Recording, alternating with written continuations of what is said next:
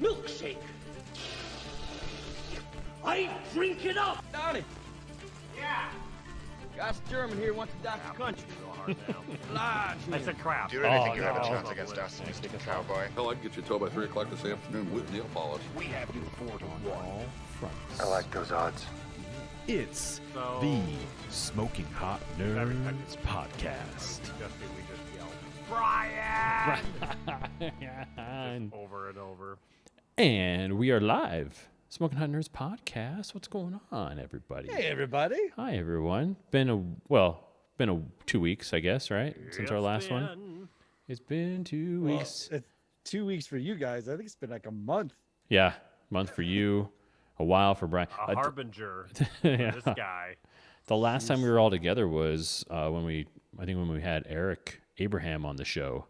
Yeah. I think it was the last time all four of us were together. So Brian won't be joining us again tonight, having technical difficulties on the show because they're still editing remotely. So there's something going on between the director and the crew trying to get that Zoom session going. So, and this was at like 2:30 p.m. that I talked to him. So I don't think things are going to pan out for him to hang out with us tonight, but Let me tell you about Zoom. yeah, right. And I've got our patented, if you guys can see the live stream, I created a black and white Yeah, it looks Snyder good. cut overlay specifically for this show. And it looks cool. It does look good. And I made a Smoking Hot Nerds Justice League logo and everything.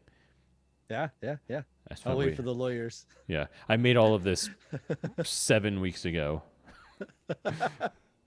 We've been Yeah, when did that come out? putting this off. Came out February 1st? Or no? Yeah, something like that. Because I don't yeah. think it's on HBO anymore, is it? I don't know if it's still on or not. I don't think so. I know that when it first came out, we watched it right away that Friday night. Mhm. And then I think I had people calling me on Saturday saying, how did you watch it? Like, oh, I just went to the HBO Max app. Like, yeah, I'm right there. Like, okay, is it the main banner? Yeah. Okay, click on that. That's all I did. Like, it just takes me to the search page. Like, all right. I guess there were enough requests that it actually crashed that pipeline. Nice. So people weren't able to watch it. Yeah. But I guess people got around to it. I mean, there's still ads for it, so I'm sure it's still up. Because I still occasionally get like a YouTube ad or something that's like, Snyder Cut. Yeah, then it still Well, you is. know who can crash my pipeline? Who was that? Aquaman! Aquaman, litterer of the sea. Which is funny that they kept that scene in there where he breaks a bottle into the ocean. Yeah. Right. Nice. You know where that all that glass is going, right back to the shore of that little village you just That saved. sad lady that's the sweater sniffer. She's just going to step on it. Oh yeah. Yeah, that scene man. when I heard, that he was making a lot of changes, the little scene in like the Icelandic village was one of those that I was hoping was going to go bye-bye because it was just it's so outlandish and so ridiculous that at this point, like, who doesn't know who Bruce Wayne is? And then it's very obvious which guy is Aquaman in the room. Right. They didn't even get other big guys as extras. It was just old, craggy, Right. or girls, and then this massively tall, handsome, jacked guy who's obviously clearly Aquaman. He's like, I'm looking for a warrior. It's like, he's right there. Is that Found him. You got that him. guy? I wanted the camera to like pan past everyone, and when it got on him, there's just a guitar. Bow, bow. Yeah. And then it keeps panning past him to a bunch of other like skinny, boring people. And it pans back. Bow, bow. And Bruce Wayne's like, still looking. I'll make So, you 50,000. yeah. It would have been a Trying to great find someone. would have been a great time for them to throw some puppets in there. If it's just like it's a whole sort of risers full of Muppets, and they're just like, "Where's the war? I don't know." And Momoa is just kind of in the middle of them and just keeps on going past him, and he's just doing side eye Yeah. the whole time, back and forth. And slowly Yeah, slinks down into Yeah. the pile of Muppets and disappears. So this was announced about a year ago. officially announced. Been working on it for a little bit before that, but apparently, so when we posted, we had an episode of the podcast a year ago discussing the potential release of this, and back then we didn't know, was this going to be a series? Was it going to be just one big long movie? How is it going to all pan out? And what's interesting is that because I went back and I kind of listened to it a little bit, and at the time, or at least the rumor was, and this is what the studio actually wanted initially, was for them to just release the movie as he intended in terms of the story, but they were just going to do it animatics. So they weren't going to finish the effects or anything like that. It was just going to be the animatic of all the scenes that he wanted. So that's what it was initially, and Snyder was just like, no, that's not what we're going to do. That would have been bonkers. 4 hours of animatics. Like, I don't think so. Yeah, who's that- gonna watch that? Even when you have that in extras on DVDs years ago, it'd be like, yeah. Clone Wars did that after the Disney pulled the plug on them, and they had like that last sixth season. They only got through like a handful of episodes, and so they just showed some animatics of some other arcs, and even that, as much of a fan of that show I was just like, and I watch. Yeah.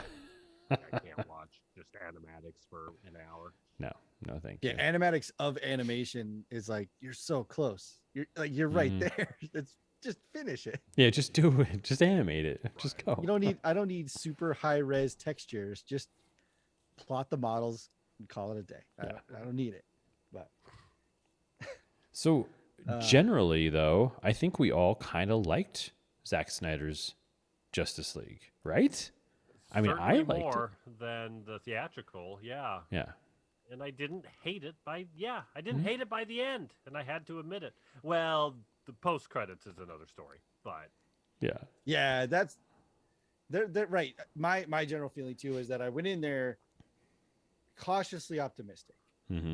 Like, all right, I know there's going to be a bunch more Flash. There's going to be a bunch more Cyborg. Yeah. Superman, which is good. Things different. Good and good. Like, it's gonna have a bunch of different tonal differences, and I'm like, all right, I'm just gonna go in and pretend I've never seen this movie ever before. And for a 4-hour movie, it was like, whoa. But you could easily condense that down to about a 2:45 to 3-hour movie, and I would say it is better than the one that was released because it has the right tone for what the film needs to be. Like, if there's we can get into nitpick later, but like from a movie that's essentially supposed to be an Infinity War competitor, where you have this intergalactic presence that is threatening an apocalypse on Earth, it needs to be dark. Like, it needs to be gritty. And the Whedon one was fun because it had nice comic relief. But this one actually showed a lot more teamwork, which I thought was so much better than we're all screwed until Superman gets here. And in Snyder's, Superman is present, but the rest of the team is kind of keeping up. You know, it's kind of holding their own. And for sure. And the team was the solution to the problem, not just this invincible being. And I thought that was a much better way to tell that story than to be like we don't know what to do till Superman gets here. That's my feeling. But yeah, no, it's super good. But there's definitely stuff you can chuck out of there. There's a lot of stuff that's just like extra exposition and talking and character development that's completely unnecessary. And then the post credit or the epilogue or whatever you want to call it is just like. But you wonder though if it was. I didn't need to see Wonder Woman's Etsy store, and it didn't need to be a half an hour, at least. She had some nice stuff though.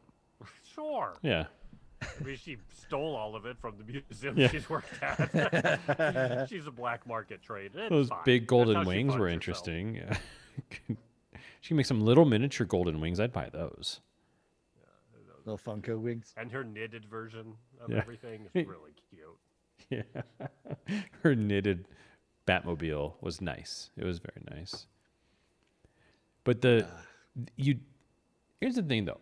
What I find really interesting is that does it open up the door for possibly more like 4-hour movies, because it was actually kind of fun in a way to have this big long epic where they could actually. So we're gonna do, if we can, hopefully we can get on the same page and talk about Falcon and the Winter Soldier next week. But what's great about a show like that is that you get 6 or 8 or so episodes to develop characters and develop things about the characters that you didn't know before. And so this 4-hour movie kind of does that in a way. You get to see some character development and see some things about characters you didn't know before. And it gives the team a chance to, become cohesive and a group, and you see them as a team. Granted, you can also do that over the course of, 9, 10, 12 movies over the course of 10 years and do this perfect slow burn like Marvel did. But since earned build up, right? Yeah, right. Exactly. Yeah, that earned build up. Because I recently revisited just on my own because I just wanted to watched Infinity War and watched Endgame. And because I had just watched Captain Marvel, which I'd never actually seen before. So man, by the time you get to Endgame, it's just like you've lived with these characters and stuff. Yeah. And they just, Marvel took their time. With DC, they've rushed it, they've changed their actors, they've done all kinds of stuff that just has not brought that continuity and that love and that fan, sort of, I guess, they haven't gone on the journey with these characters like you did with Marvel. So a movie like this is like, cool, it's great. And the only way to get that development is to make it 4 hours because you didn't give us a chance before. Yeah, I don't think it opens the door for more 4-hour movies. Well, I shouldn't say that. The only way you can redo a 4-hour movie is if it's a Justice League movie. Mm-hmm. If you tried to create like a 4-hour Green Lantern or like a 4-hour Hawkman or like other DC characters, that's going to fail. Because one person's story for 4 hours is no. You just can't do it. You can't do it. But could they come back with another 4-hour Justice League? Right. Sure. I think so, because there is enough. The characters are dynamic enough that you could have these like 3 or 4 different avenues, or you could take 3 45-minute plots and interweave them together and end up in 4 hours or 3.5 hours. I think that's entirely feasible. But I don't think it's going to be a special occasion. I don't think it's going to be like the standard going forward. Yeah. I also don't know. That's going to be a hard sell in theaters too, man, because that's like. Oh, theaters, yeah, no way. It's not a theater thing. I feel like if this is an indicator of something, it's like an even more. It's something that's it's a format that's in between theatrical movies and even what TV shows have become now. Straight to streaming, yeah. So it's like this in the middle. It's not really a season of something, but it's much more than a movie. Like a very limited series. I could see that format kind of exploding in the near future. Well, I guess who knows? Yeah. Didn't the Snyder Cut have like part 1, part 2? I thought it had like 6 parts or something. Which I think so they broke it up. Which is cool. So they tried to be like, we're not really just like a movie. Yeah. But they're trying to play that game. Usually things are, I mean, you think of movies and plays and stories, there's definitely exceptions. But typically a script is some kind of prologue or cold open, act 1, act 2, act 3, epilogue. That's generally your thing. So when you're watching, the Snyder League, the Justice League, it starts kind of part 1 and then part 2 and then part 3 and then you're kind of like part 4, part 5, part 6. Like things aren't. There's no such thing as part 6, or part 7 in like one linear story. There is maybe in different movies. Get to parts, I'm like, I would pause it and be like, how much total time is left? Yeah. An hour and a half's okay. And that was the hard part too, is because you knew the ending, right? Like you knew the story. So when you're doing that and it says part 4, and in your brain you're like, wait a minute, this is all the stuff that still has to happen. And then you look at the time remaining and it says 2 hours and 15 minutes. You're like, what? Yeah. What? Some of the parts were very, very short, 15 minutes, which it didn't, I don't think it needed. They could have done it more like, what was it, Frasier back in the day, where it would just pop up a title as opposed to part 1, part 2. It could have just been The Flash, Wonder Woman. With some soft jazz playing. Yeah, with some soft jazz and the skyline of Seattle behind you. That would have been great. That's all we're asking. Just a little bit of Snyder soft League. jazz. That's all we're asking. Come on, Snyder League. I see why if we want to talk about why the studio stepped in, I definitely saw that. Like, you can definitely take the fan backwards and think management company forward and be like, what about this gave somebody enough pause to be like, ooh, it's not going to happen. What do you mean stepped in? At what point? So, well, it's like when with all the blood. No, I mean, are you talking about the theatrical release or? I'm talking about like, right. like when Justice League did not exist, Mm-hmm. and they started filming, and Snyder's showing stuff, and they're like, great, I'm really, really close. And then the studio sees it, and they're like, and then they, he's asked to leave or whatever. And No. That's not what happened. He left because his daughter died. Right. Yeah. Right. But So I don't think I'm that saying they is, like, interfered until they didn't do anything until he left, and Joss Whedon was like, "Oh, I've got these other ideas. Let's take it this direction." so? Yeah, let's Is go that more. what happened? Yeah. 'Cause I don't think that they necessarily wanted him to change anything. I think that they just kind of went along with Joss Whedon's vision guess of it. Because we didn't write it. Right. I made the leap in that because I knew about the family issue, Mhm. right? But because it took such a huge tonal shift, that's what made me think that somebody writing checks was like, now that you're kind of in control, Joss Whedon, if you wanted to Mhm. maybe swing a little bit more Firefly, that we're okay. No, with from that. my understanding, that was all him. He did that. He was just like, "Oh, let's do this with it instead," and they were just like, he's "Okay." like, if you're bringing me in, I'm doing this. Yeah, exactly. Right. Yeah. But I guess what I'm getting at is like there are some movies in which the studio would be like, no, I think they would honestly be like, no, this is the tone, this is the direction. We just need you to wrap these shots, finish this up, literally be a director, Right. and finish the product.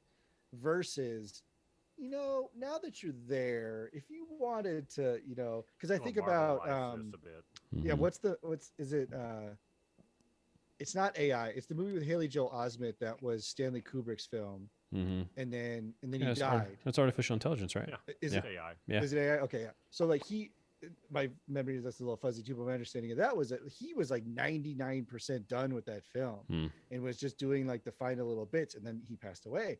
And the studio was like, and I think Spielberg either called them or stepped in or was called and was like, I've got ideas. And the studio was like, Kubrick is not something that you can kind of go back in and reimagine Especially his the last. delivery. Yeah, like that's not really something you can do. So I know that those are like, I'm not comparing Zack Snyder to Stanley Kubrick by any stretch of the imagination. I'm just saying that the position of a studio being like, just finish it versus, now that you're in there, if you wanted to kind of poke around, we weren't really sold on the following things. And I could see those, like the checklist of stuff, like the intense violence. Mhm. I could see them being like, that might be a little much for what we tried to accomplish, even though Batman versus Superman was disaster porn, like, where they're literally in like a metropolitan area, and Man of Steel. And they're just like, even though we've kind of gone down that road, maybe we just like take a little bit of left turn and soften this up. I mean, I would think that if it wasn't Warner Brothers who did 300, I don't know. Because, I mean, they did 300. So it's like that's. Yeah, but even in 300, though, there is blood and gore, but there's never blood on the ground. It's one of those those super interesting things about 300. When the guy's head gets chopped off, it's right. It there's just goes soft jazz playing.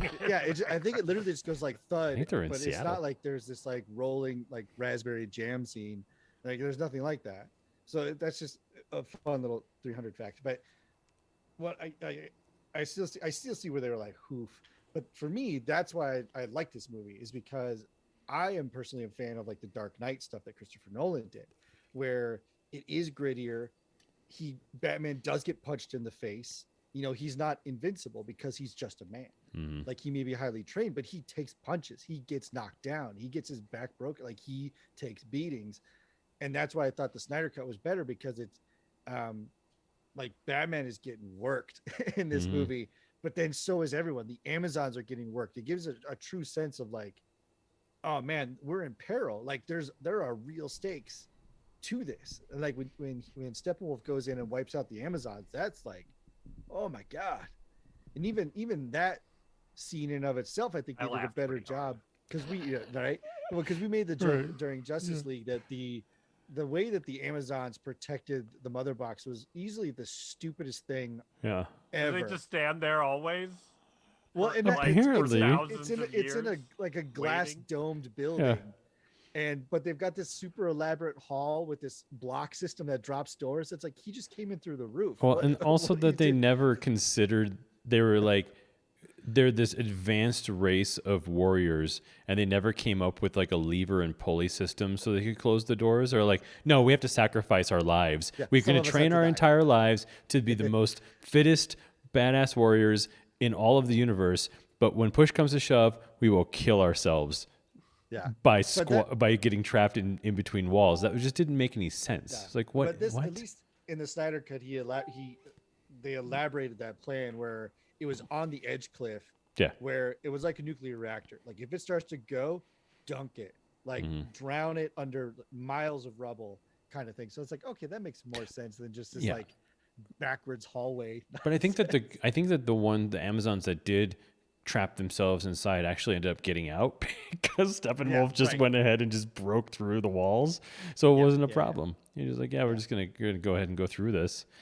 I hate that's one of my least favorite things in movies, and in particular these types of superhero movies, is when there's this whole big system in place and there's sacrifice and all this kind of stuff, and then the bad guy just tears through it all. Like, it doesn't matter. It's just like, then why did you even bother? You know, best laid plans. Just have him be omnipotent, and don't get my hopes up. You know. Yeah, because you don't build that person up as much as you undercut those other characters.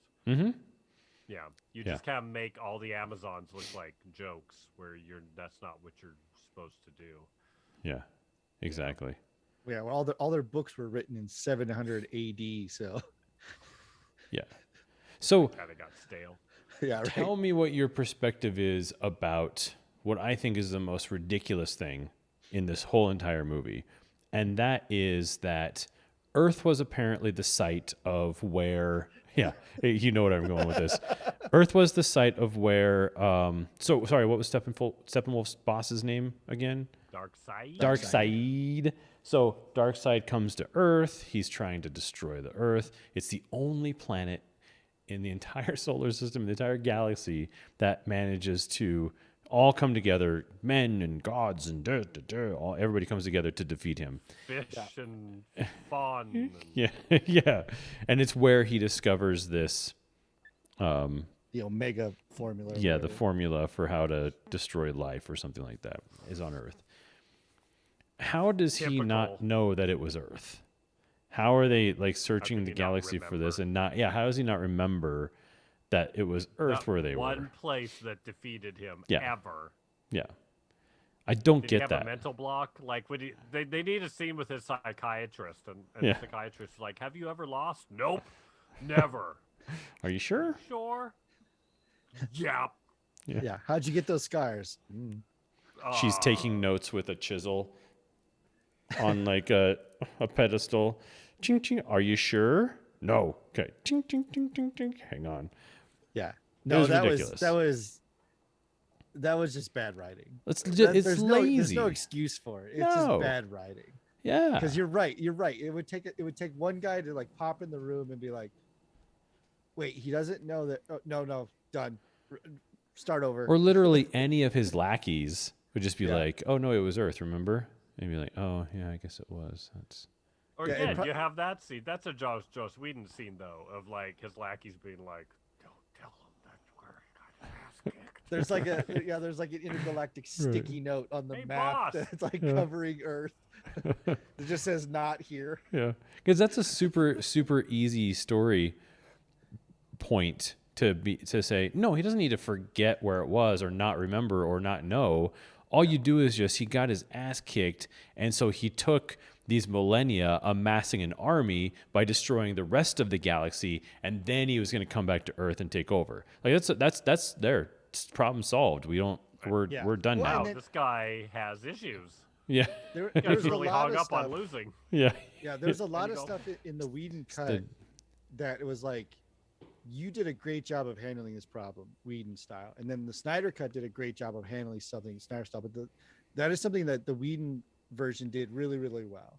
Was that, the question of like, why haven't the boxes called out before? And it's because they knew that if a Kryptonian, if Kal-El was on planet Earth, there was no way, No chance. and then they sensed as soon as he died, and that's something that they also did kind of in the Snyder cut, is that when Superman dies, and I think he like yells or something, and the movie opens with this Yeah, he does. blast wave, like this shock wave, and that kind of shakes the boxes, like that kind of tipped Martha! Why did you say that name? it. But That was also Darkseid's mom name. Octopus playing the drums and Aquarius. Like, what? But they didn't do that, and I did like I liked the way that Whedon worked with Lois Lane versus what Snyder did with Lois Lane, because again, I know she dated and was like banging Superman, but she went into like this super dark "I'll never love again" place and just mopey like, nah, I get it. I mean, You can she's be not sad. going to get another guy that's up to that. For sure. Yeah, I'd be pretty bummed. Well, that's pretty much like But- the DC thing right now is Wonder Woman still pining after Pine 20 billion years later. So that's Right. what all of What- her what- movie is going to be about. I loved But what I'm someone getting, once. though, It's like, is Jesus. that- Yeah, I How know. can we bring him back again? Yeah. Yeah, is the way that Whedon used Lane as the quote unquote big gun, meaning like Mm-hmm. like Superman's alternate kryptonite Yeah. is his love. That is a great device. Yeah. But in the Snyder cut, where she just is like walking through the park at Mhm. the same moment he shows up, it's like, get out. Yeah. I know that you tried to lead with her like constantly going to the memorial, and Yeah. like she knew the officer on duty. It was like, hey Hal, here's or whatever. and Here's your gave him donut. coffee. Like, that's okay. But the big gun one is such a better use and delivery of Lois Lane Mhm. than to have her just like Mr. Magoo into the park the same second. Well, Superman and that comes wasn't a back. change that I thought was even necessary. Like I liked the idea that she was constantly going to the park to go and mourn. That's great. But they still could have had her show up in a much more heroic fashion. Like Right. in the Snyder League, she just kind of stumbles from around the Right. corner and you're just like, wait, what? This isn't Yeah, I think dynamic at all. She sees him bust out of the ship, and then she like goes to the park. Yeah. But I think the use of her by Wayne as a device is so much better. Yeah. To storytelling wise, is practical or not, so much better that way. Yeah. That one, though, the Whedon version, the biggest problem I had with that was that she's in like one scene prior, and it's like Yeah. a stupid scene, and you're like, just get that out so that the first time you see her is then. So Yeah. then she is the Yeah. secret weapon, and you've kind of forgotten about her. So that it like set up that possibility, but didn't do it. And where this one, at least, it's like, okay, we're going to show more of her before. So I was like, okay. So in that regard, I liked this version better, but I do agree.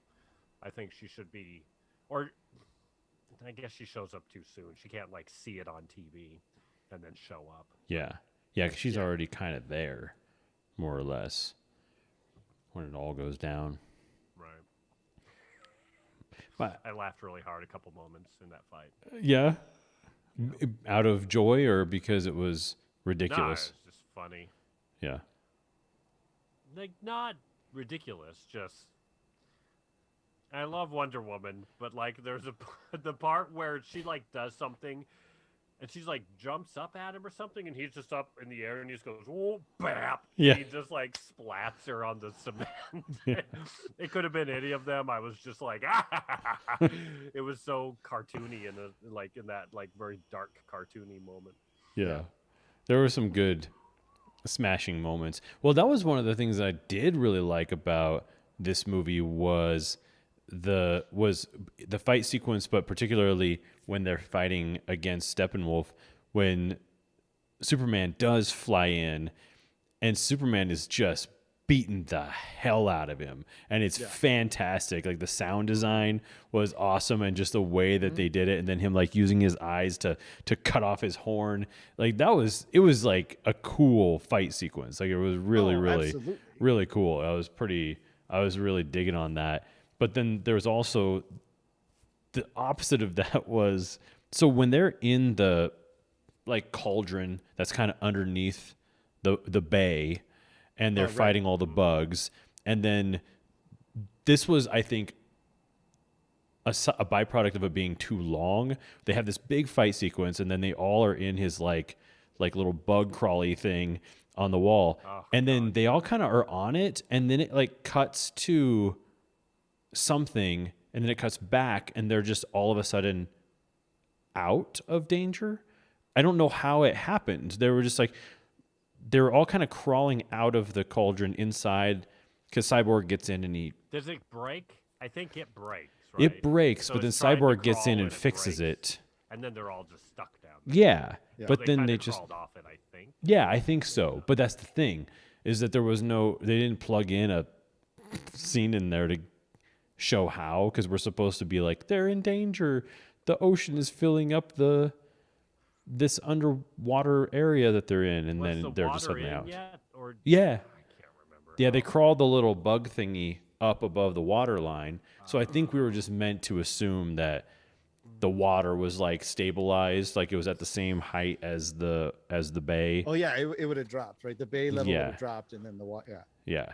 So I think that's what we were meant to assume.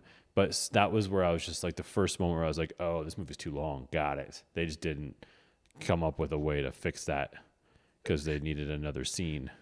They needed Aquaman to join the team just randomly because he was hanging out there. Yeah. Well, he's just in the water, man. That's what he does. Getting his knickers soaked. Smell blood or taste blood from how many miles away. So I guess, Aquaman can sense that the Snyder League's in trouble. Yeah. So, favorite part, cringiest part, go. Oh man, I haven't thought about this. Yeah. It's mine are the same. Want me to give it to you? Yeah, go ahead. Okay. I'll just agree with you probably. My favorite part and my cringiest part are the same, and it's the cameo that no one wanted, which is Martian Manhunter. Yeah. So the end. So is it prologue or is it epilogue? No. It's after. Epilogue number 2, or is it epilogue number 1? Epilogue number 2. So it's the one after the dream sequence. Yes. Yep. Because he wakes up from the dream. That's right. Goes Yeah. out And he's in his beach home, and Martian Manhunter shows up. So here's the thing about that. It's cool because it's kind of a fun tie-in to that actor's character who was in, I think he was in the Superman movies. Yeah. And then plus Dawn of Justice.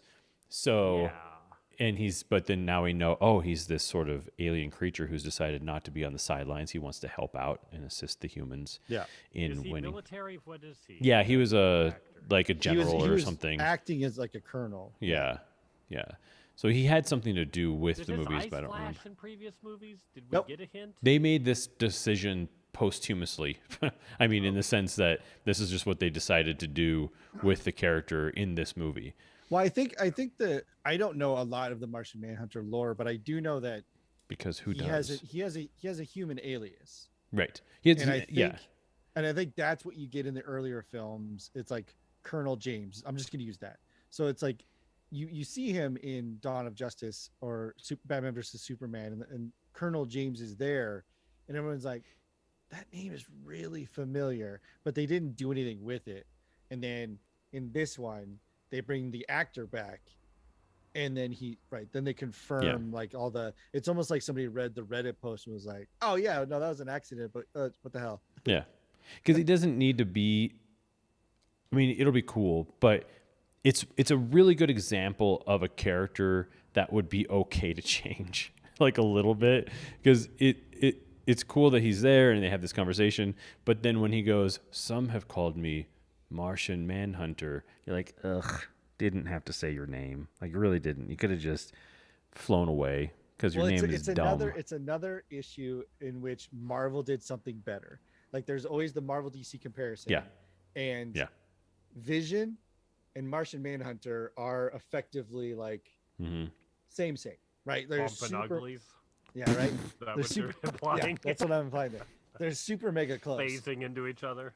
But you had, and I feel real bad, I don't know the actor's name, but you have the actor who played Martian Manhunter, and then you have Paul Bettany as Vision. You're like, well, like, that's already tilted. Like, whoops. Well, but also it's and not that Martian Manhunter couldn't be like a interesting, unexpected character, but like, what Paul Bettany brings to Vision's like this crazy, futuristic android, whatever they call him, thing with all these crazy powers, and he's just kind of like, oh, this inquisitive, awkward, kind of geeky character, and you're like, oh, thank you for undercutting. You're not trying to make him cool and serious. You went somewhere else with it. Now he's endearing, and I like him. But Vision is also way more interesting in the sense that he starts as an AI that was developed by, a main character, but also that he carries an Infinity Stone. Right. So he's a very seminal character in the storyline, whereas Martian Manhunter, that DC / Warner Brothers is going to screw this up. You know that they're going to completely destroy anything fun about Martian Manhunter. So, but what's interesting is it was originally written that was going to be Green Lantern, was going to show up. It? Yeah. So he had written it. This is what's going to be. And DC, Green Lantern. They DC / Warner Brothers. At the beginning. Historical. Yeah. Yep. But they decided, apparently they've got, the Green Lantern situation in the works, and they didn't want to blow that load. But it didn't matter. I mean, you can make anybody be Green Lantern. Lanterns. Yeah, and besides, you're just going to screw it up anyway, so may as well just let Snyder have a cool cameo. So they decided to switch it from Green Lantern to Martian Manhunter because that's the bottom of the barrel of DC that we're at. It was like, wow, what do you got? 4 or 5 cool characters? Yeah, that's about it. But it's a fun little cameo that's not going to necessarily screw up the plan. Yeah. Like it's like when Stan Lee shows up in the Marvel films. You're looking for it, and when you see it, you're like, oh, that's great. But he doesn't derail the plot. Right. It's just this little Easter egg that comes in. You're like, oh, it's adorable. So yeah, Martian Manhunter is the same thing where it's like, all right, cool little thing for the fans, but he's not. It's not like he could have done anything to upset or like redirect the plot. Like he couldn't have. Well, especially when this thing is dead. It's not moving forward. It's just a thing that was given to people. And so I feel like, if anything, like, I'm curious if this was a attempt to try to get DC to say, or Warner Brothers to say, hey, let's throw more money towards this. Because you already know you're not going to get an Affleck, probably not going to get a Cavill. You probably, these people aren't going to come back. It's kind of a dead thing. It can't move forward. So is it just for the sake of fan fiction? I think so. Mm-hmm. Pretty much. Fans can imagine what the next chapter would be. Yeah. It's just a wonderful way to grab a little cash, a few subscriptions to HBO. And give us my cringer. Which was? Jared Leto. The epilogue, the apocalypse dream. Yeah, kind of that whole thing. I was like, oh boy, this is what Zack Snyder really wants to make next. Yeah.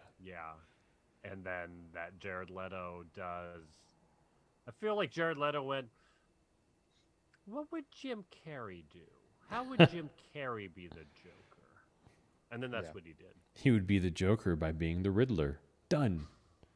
I got it. Yeah. Mind's blown. Yeah, it was just weird. That ending bit was weird. Yeah. Well, It's just, I especially don't know who wants to go there. Yeah. You know, like how many? Right. What percentage of fans want to watch that movie? Mm-hmm. Where where Lois dies, Superman freaks out and murders every half of whatever. Arthur, whatever, yeah, Aquaman's dead. Mm-hmm. Mira has a British accent. You're right. Yeah, that's I what's love weird that. too. Is that I don't know the story of. Continuity seemed way off, right? Yeah, On a lot super of sure. off. shit. But Lois dying wouldn't be enough to send Superman off the deep end. I know that sounds jacked up, but like I don't think that's enough. I don't think that's enough. So that's the part of me that's like, all right, so is he? You just immediately start looking for other things like, amnesia or mind control or like something has to, because that's like Superman's got to know that he's probably gonna live a very long time. Yeah. So his loved ones are going to die before he does. Right. So it's like, is that enough for him to like create an apocalypse? Because it makes all of these characters seem so damn fragile. Like they're Right. supposed to be superheroes, but all it takes is for your boyfriend to blow up in a plane and for your girlfriend to die at, while she's under Batman's protection or something. And she's like, I don't get this whole, I freak out. And she's like, I go all Hitler just because my girlfriend broke up with me. It doesn't make any sense. Yeah. Yeah. It's a lot. It's just But too then, much. yeah, especially with the existence of the Whedon cut, when they have Deathstroke showing up on Luthor's ship saying, if they're making a bunch of a good guy club, we need a bad guy club. I want to watch that. Not Suicide Squad 2, but like I want to watch the what's it called, the League of Evil or something like that. I want to watch that movie.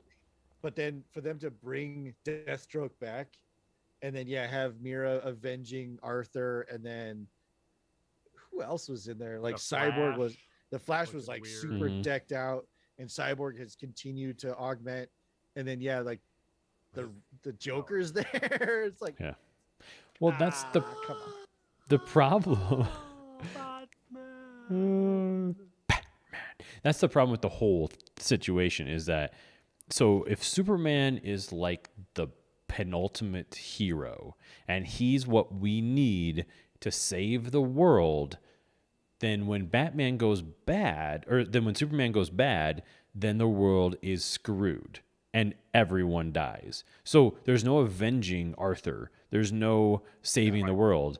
If Superman was your only hope and he goes bad, then that means that you're also, everybody's screwed. Like that means the whole world dies now. So that's where it doesn't work either. Like the Superman thing is, he's a great character, but he was just too much of a character because he can do everything. And so when a character can do everything, then you can't really do anything beyond that. And that's the problem with that alternate history. Well, then he also doesn't need. So the next logical jump on that is like, okay, so if he can kill everyone, why are people still alive? And you can make the leap that it's like, oh, well, because he knows that he's better than them, and so he doesn't need to kill them, because it's like, why step on the ant pile? Like it doesn't make any sense. If you're the human and they're ants, why step on the ant pile? But then that's also like, that's so un-Superman. That's like, that's so un-Superman, like it doesn't even make sense. Like the vice doesn't even make sense. Like if somebody killed Superman, like officially, and then they said like Darkseid had succeeded and was causing the apocalypse, then it's like, all right, I believe I'm in on that. Like I can follow that. How do we make sure Darkseid doesn't win? Yeah. I can that get gives behind you a that. build up for your big villain. Yeah, you're not, again, because for me the whole time from Man of Steel, I'm just going, what's this Superman? Like he's close, he could be there, but he's just off for me. I mean, I like the Cavill Superman. I'm a big fan of it, because I think I mentioned this a long time ago, was that he just for me, he does a great job of portraying somebody who knows he has limitless strength, but also has enough character control not to abuse it.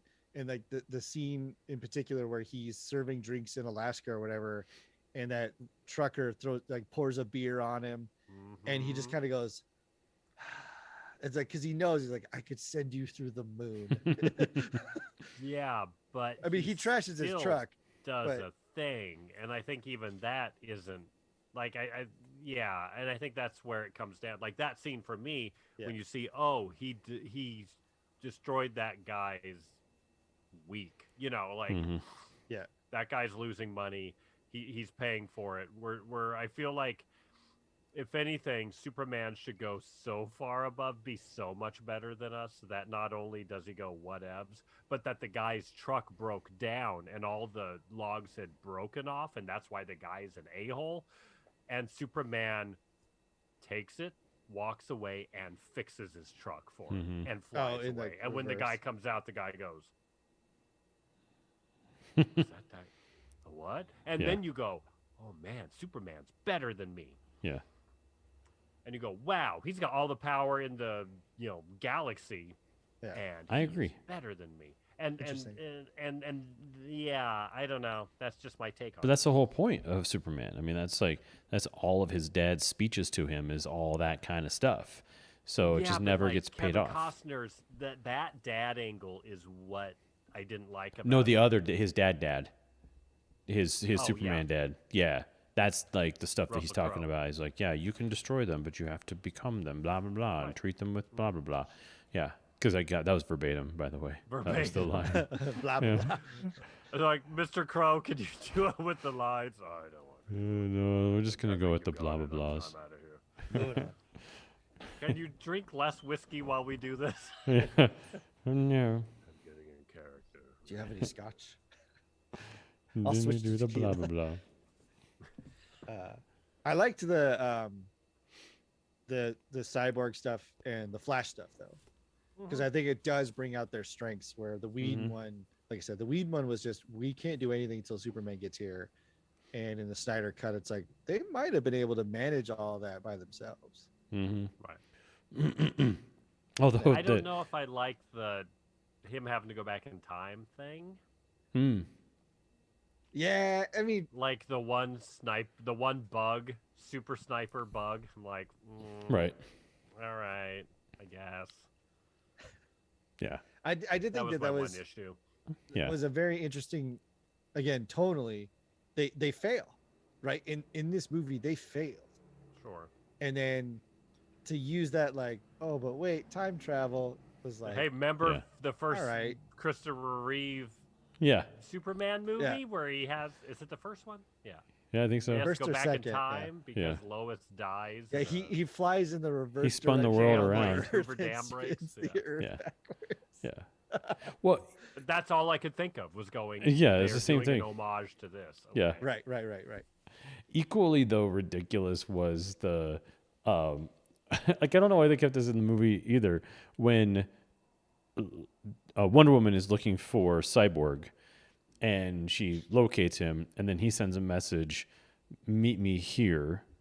Then she meets him there, and all he says is, and he's got like a Santa Claus, like a hobo sack, and and he's like, "Stop looking for me," and then he like flies off. And I was like, what was that scene? That wasn't necessary. So he intercepted her message to tell her to meet him a place so he could tell her to stop looking for him. I was like, this from is his stupid. perspective, it makes no sense, right? I feel like for the plot, it's her saying, "You can make a difference." Blah blah blah. Platitude. Yeah. And before he can go, whatever. Yeah. Hobo bag. Well, and, harmonica. yeah. Fish, like crippled dog. Yeah. But let's be honest though, if you landed in this place and Gal Gadot in leather pants walks up to you and is like, "We need you," you're like, "Oh yeah, no, I'm in. I'm good. Let's do this. Whatever." You can pretend I'm hearing "I need you." Yeah. 5 minutes. No, we. No, I'm guessing. Yeah, You I'll and the just. other Amazon? He's like, "We're all in a cave together. Sign me up. Let's go. I'll be there in 5 minutes. You need a ride? You can ride in my hobo sack." Yeah, hop on in with the crippled dog and the smoked fish I've got in there.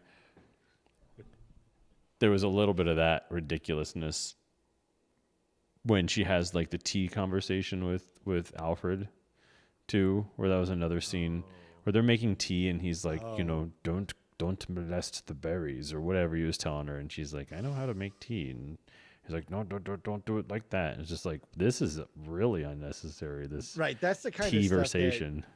it's like, just because you have the footage doesn't mean you need to Like, remember, this movie's already 4 hours, so let's tone it But back. again, I think that's what it was. Just it was a ultimate dump of like, here's anything and everything and even more, because we went back and refilmed crap.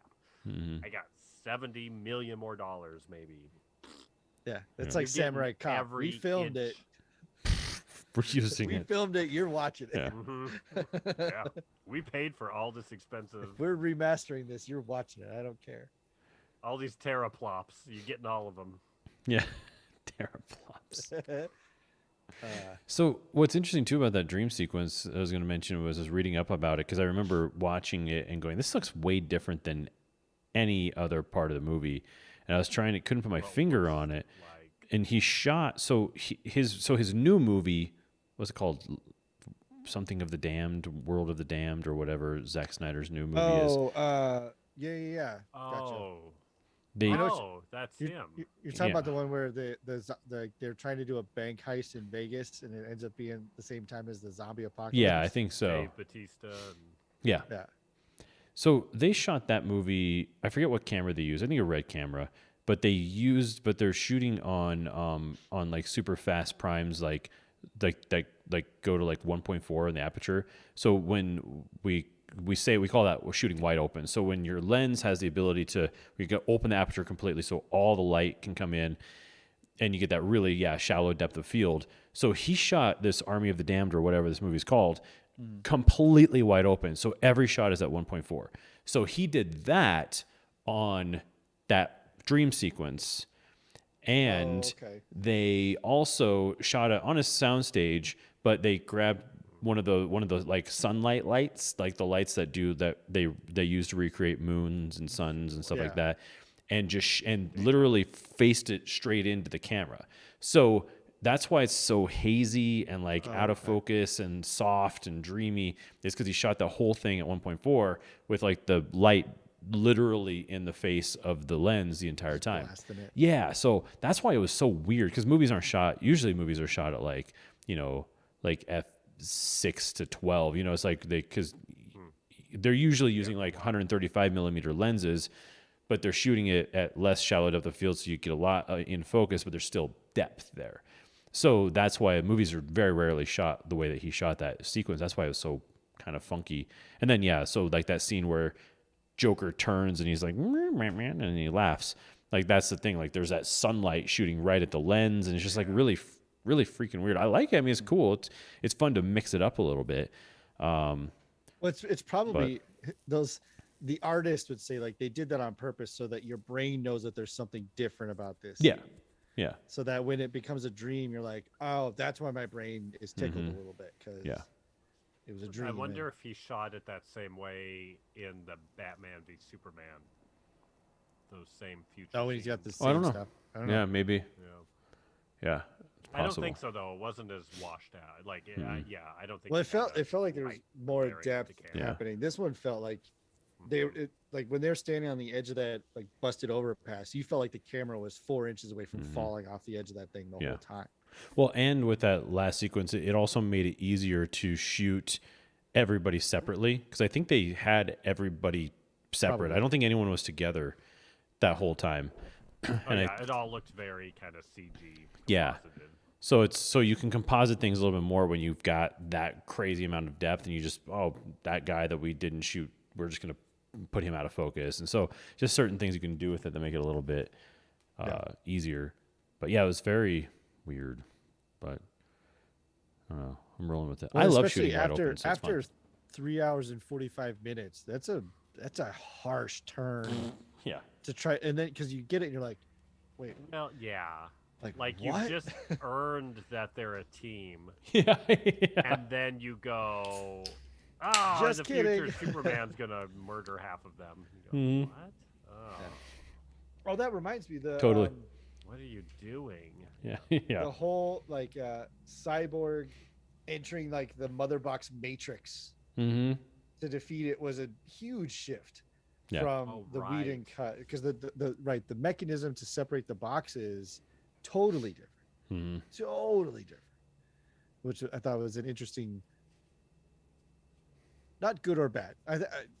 Whichever one came first would have been fine, but I they're didn't so expect different. to see Bugs Bunny with a jackhammer. Yeah, right. That really surprised me. I was like, wow, they're really going Bugs for Bunny, it. Okay. Yeah, it was just because they did the whole Mother Box Matrix thing like a couple times before, where they go through that stuff. But I don't remember what the Whedon. How does that one? How? Oh, so in the Whedon cut, he's in there and he does connect to him, but he's just kind of manually separating them. And then Superman comes and puts his hands in between, and they joke about the blowback and like they force him apart and they get blown out. And he's like, I can't feel my toes. I don't know how that's possible. Whoa. And then Wonder Woman goes, I work with children. Superman's like, that was rough, dude. Yeah. Totally tubular. Yeah, and this one was way more meta. Like, yeah. That they he eats a fruit by the foot, and I was like, what the hell's happening? You need a fruit by the foot ad right now? Right. That's the moment where the Flash pops a gusher and everybody shoots up in the air, riding a tidal wave of juice. And the Flash has his slap bracelets. Whoa! Yeah. Like, whoa, too much product placement here, Whedon. Yeah. Right. And like, how did you guys get gushers? Is that even a thing anymore? Right. Well, we wanted Go-Gurt, but we couldn't get them. So we went with gushers. Should have had to deal with gushers. Marvel got Go-Gurt. For Well, I mean, an improvement, but not a movie that I'd need to or want to watch again. I don't think at all. I would watch the edited Snyder cut. Like if they drilled it down. The animatics. The animatics. No, I think if they knocked it down to like 3 hours and 15 minutes or 3 hours, I think I would own it, and I would probably swing it through again, because I do think, like I said, I like the way that and I'll say it, the way that the team was the solution to the problem, not just Superman. I think that's where Whedon failed, was that without Superman, they are nothing. They can't accomplish anything. Mm-hmm. But in the Snyder cut, it was like, no, he got blown up. Yeah, Mm-hmm. the team solved this problem, and they failed. So it's like, yeah, that I think is a much more compelling superhero story, especially of like, it's just a better story. Mm-hmm. Well, I think. yeah, it's but I don't need the like team instead of some schmoes and Superman. Mm-hmm. Right, and I don't. I mean, the things that I would cut is there's a lot of stuff with the Amazons that isn't necessary. All the stuff with Amy Adams, while she's a great actress, like just her kind of moping around, like, I'm gonna go to the craft fair, like, get out of here. I don't need that. Like, because that was like 25 minutes. Just like that first Martian Manhunter, like that's another, like, talk about an undercut scene where it's like this nice little moment between her and Ma Kent. Mm-hmm. And then Ma Kent walks out of Amy Adams' apartment and turns into Martian Manhunter, and you're like, yeah, that felt like a violation that whole time. right, yeah. right. Yeah. And also now Amy Adams still thinks, or Lois still thinks, that she has had that conversation with Martha Kent. Yeah. And Martha Kent will be like, what are you talking about? We didn't have that conversation. Yeah, I want to see that scene. Yeah, I the haven't confusing. been to Metropolis in years. That kind of thing. Yeah. I didn't go to Metropolis. Metropolis Park. Mega Chocococulus.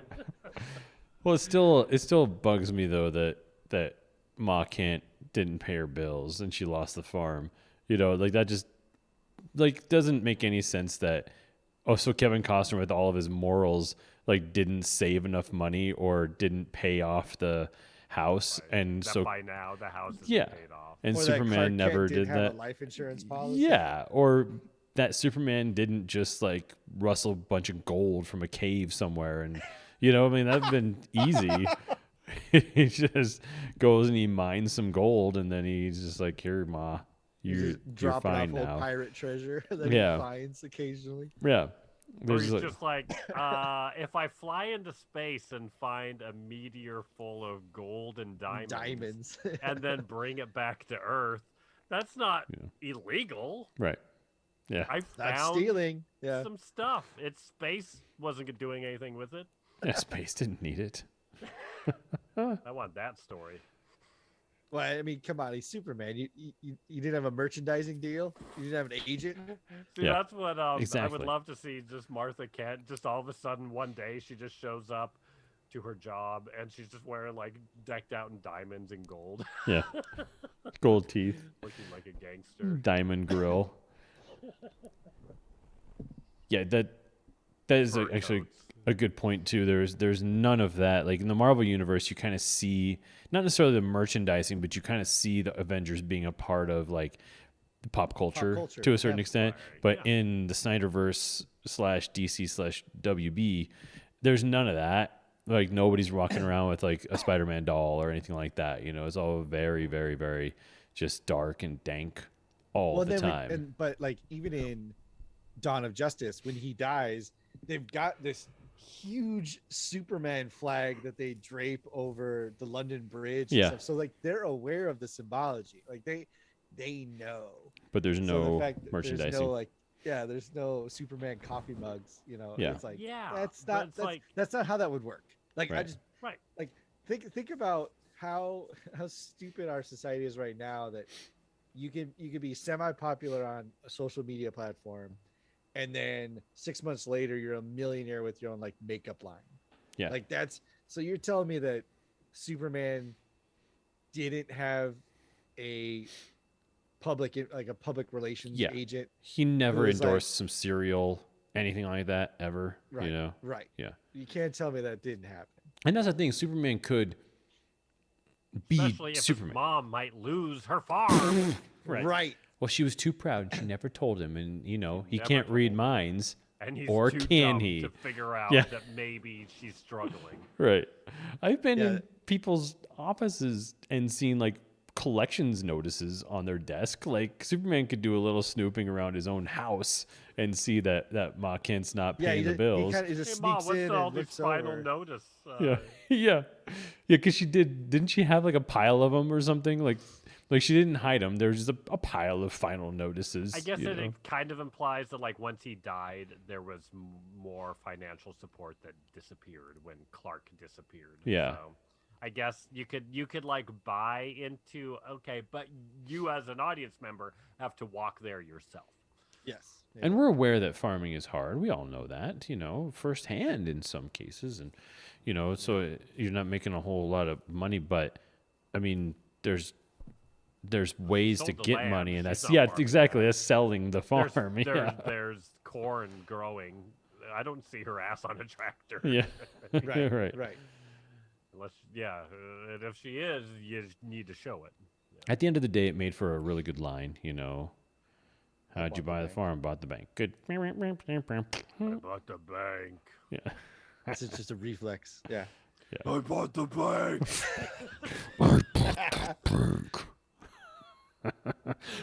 That's where.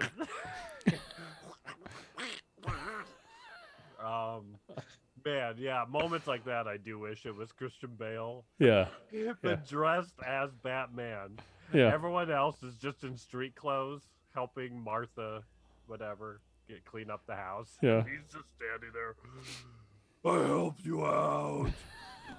You owe me. The tumblers like parked in the middle of the cornfield, just ruined a bunch of the crops. Yeah. Yeah. Just spinning donuts and they're just wiping out our cornfield. It's totally. I'm picturing just like Pete Holmes, what he did with that. That version of Batman. Yeah. Like the perpetual wet mouth that he always had. There's his lips were always just a little too glossy from spit.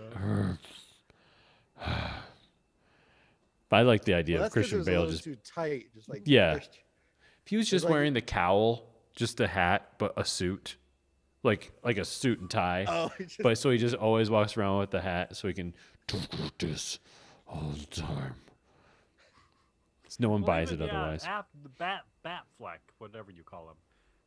He does his own but he has at least I guess Christian Bale. You go, he's producing that sound. Yeah. But Batfleck has this bass behind him. Yeah, it's like a it's like a robot. modulator. That you're Yeah. that's not. I guess, yeah. Does he has a thing in his throat. It's like a I box think you that was get the when you have throat implication, yeah. when your throat got torn out. It's kind of like what it is. It just turns it into like robot voice. Where's the Joker? You'll never get away with this, Joker. Clayface. Well, so I guess we liked it. I can't tell anymore. Yeah. Oh no, I liked it. Yeah. I did it in like 6 viewings. I made it a TV show. Nice. And I think that helped me for sure. Yeah. And there were days where it's like I got 20 minutes in and that's all I watched, Mm-hmm. you know. And then I pounded through like maybe the last, I don't know, 7 hours, all in one last stretch. Probably the last 2 hours I just watched. Yeah. All the way through. But at the end of the day, it's still amazing and surprising that Marvel can make entire TV shows out of characters that no one gave to what's about a decade ago that we just eat up and love, and DC still just can't make a solid Superman movie or solid Justice League. Like they can't just make something that we're all like, oh yeah, that was really good. It's just I don't understand. Of animation. Yeah, outside of the animation. Right. Yeah, it's crazy. It's crazy. I don't get it. The Harley Quinn cartoon is like you're like, oh, I like all these characters way more. Yeah, but Birds of Prey. That's not happening in the live action. Yeah. Suicide Squad 2. I got mixed feelings about that. That trailer. I'm gonna see it. Not in a good way. Yeah, I'm not watching that. You kidding me? You don't watch like it, but I'm gonna Guardians, go so in. yeah, you're already like, that's a double turn off for you. Yeah. No way, Jose. But it's just like Javelin, John Cena's character. Like I'm over it. Like I just over the John Cena thing. I don't get it. I don't get his appeal.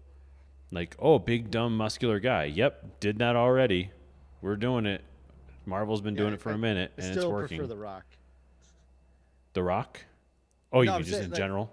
Yeah, Dwayne Johnson. Like if you want to say like I need the ex-pro wrestler turned actor, I'll turn to a Dwayne Johnson movie. Get The Rock out of here for a while. Go away for like 10 years, Rock. And then the fact that he's got his own show, like the Dwayne Johnson about him, show, about him, it's like, okay, that's a little up your own ass. But, well, that's how I feel though. Like, there's been actors along the way. Like Michael Pena is one of my favorite ones. That I'm always just like, can we put him away for a decade? Can he not? Little pause button. We're good on the Michael Pena. Like the banter was just getting. Ant-Man 2, I was just like, what? No more of him. We're good. I enjoyed all that stupid crap. Yeah. All the non sequitur garbage. I was like, yeah, it's Ant-Man. Who cares? I'm actually there with Chris Pratt too. We can put Chris Pratt in a box for about 10 years and then we'll bring him back. Cause I can't, the lovable schlub. I'm just like, okay, we're good now. Let's do something different. Something different would be nice. We rewatched Passengers the other night. We've been on like a space kick ever since we finished For All Mankind. Mm-hmm. And it's good in Passengers. But you can start to see it in Passengers where it's like, all right, you're kind of leaning on the same acting mechanisms over and over and over. Like this is gonna get a little tiresome here in a minute. Mm-hmm. I like not that I want to see him in like a period piece or anything like that. Right. He doesn't need to do Wuthering Heights to get me back, but Yeah. Well, any final thoughts on Justice League, gentlemen? On Snyder League? Sure. Go ahead. Yeah, I give it a. My overall is the tone was better than I expected it to be. Mm-hmm. I think that's really what it comes down to. I went, okay, well, first off, it's an even tone because it's one voice. Yeah. And second off, I went, oh, you know what? This isn't as dreary as Snyder's other 2 movies. Right.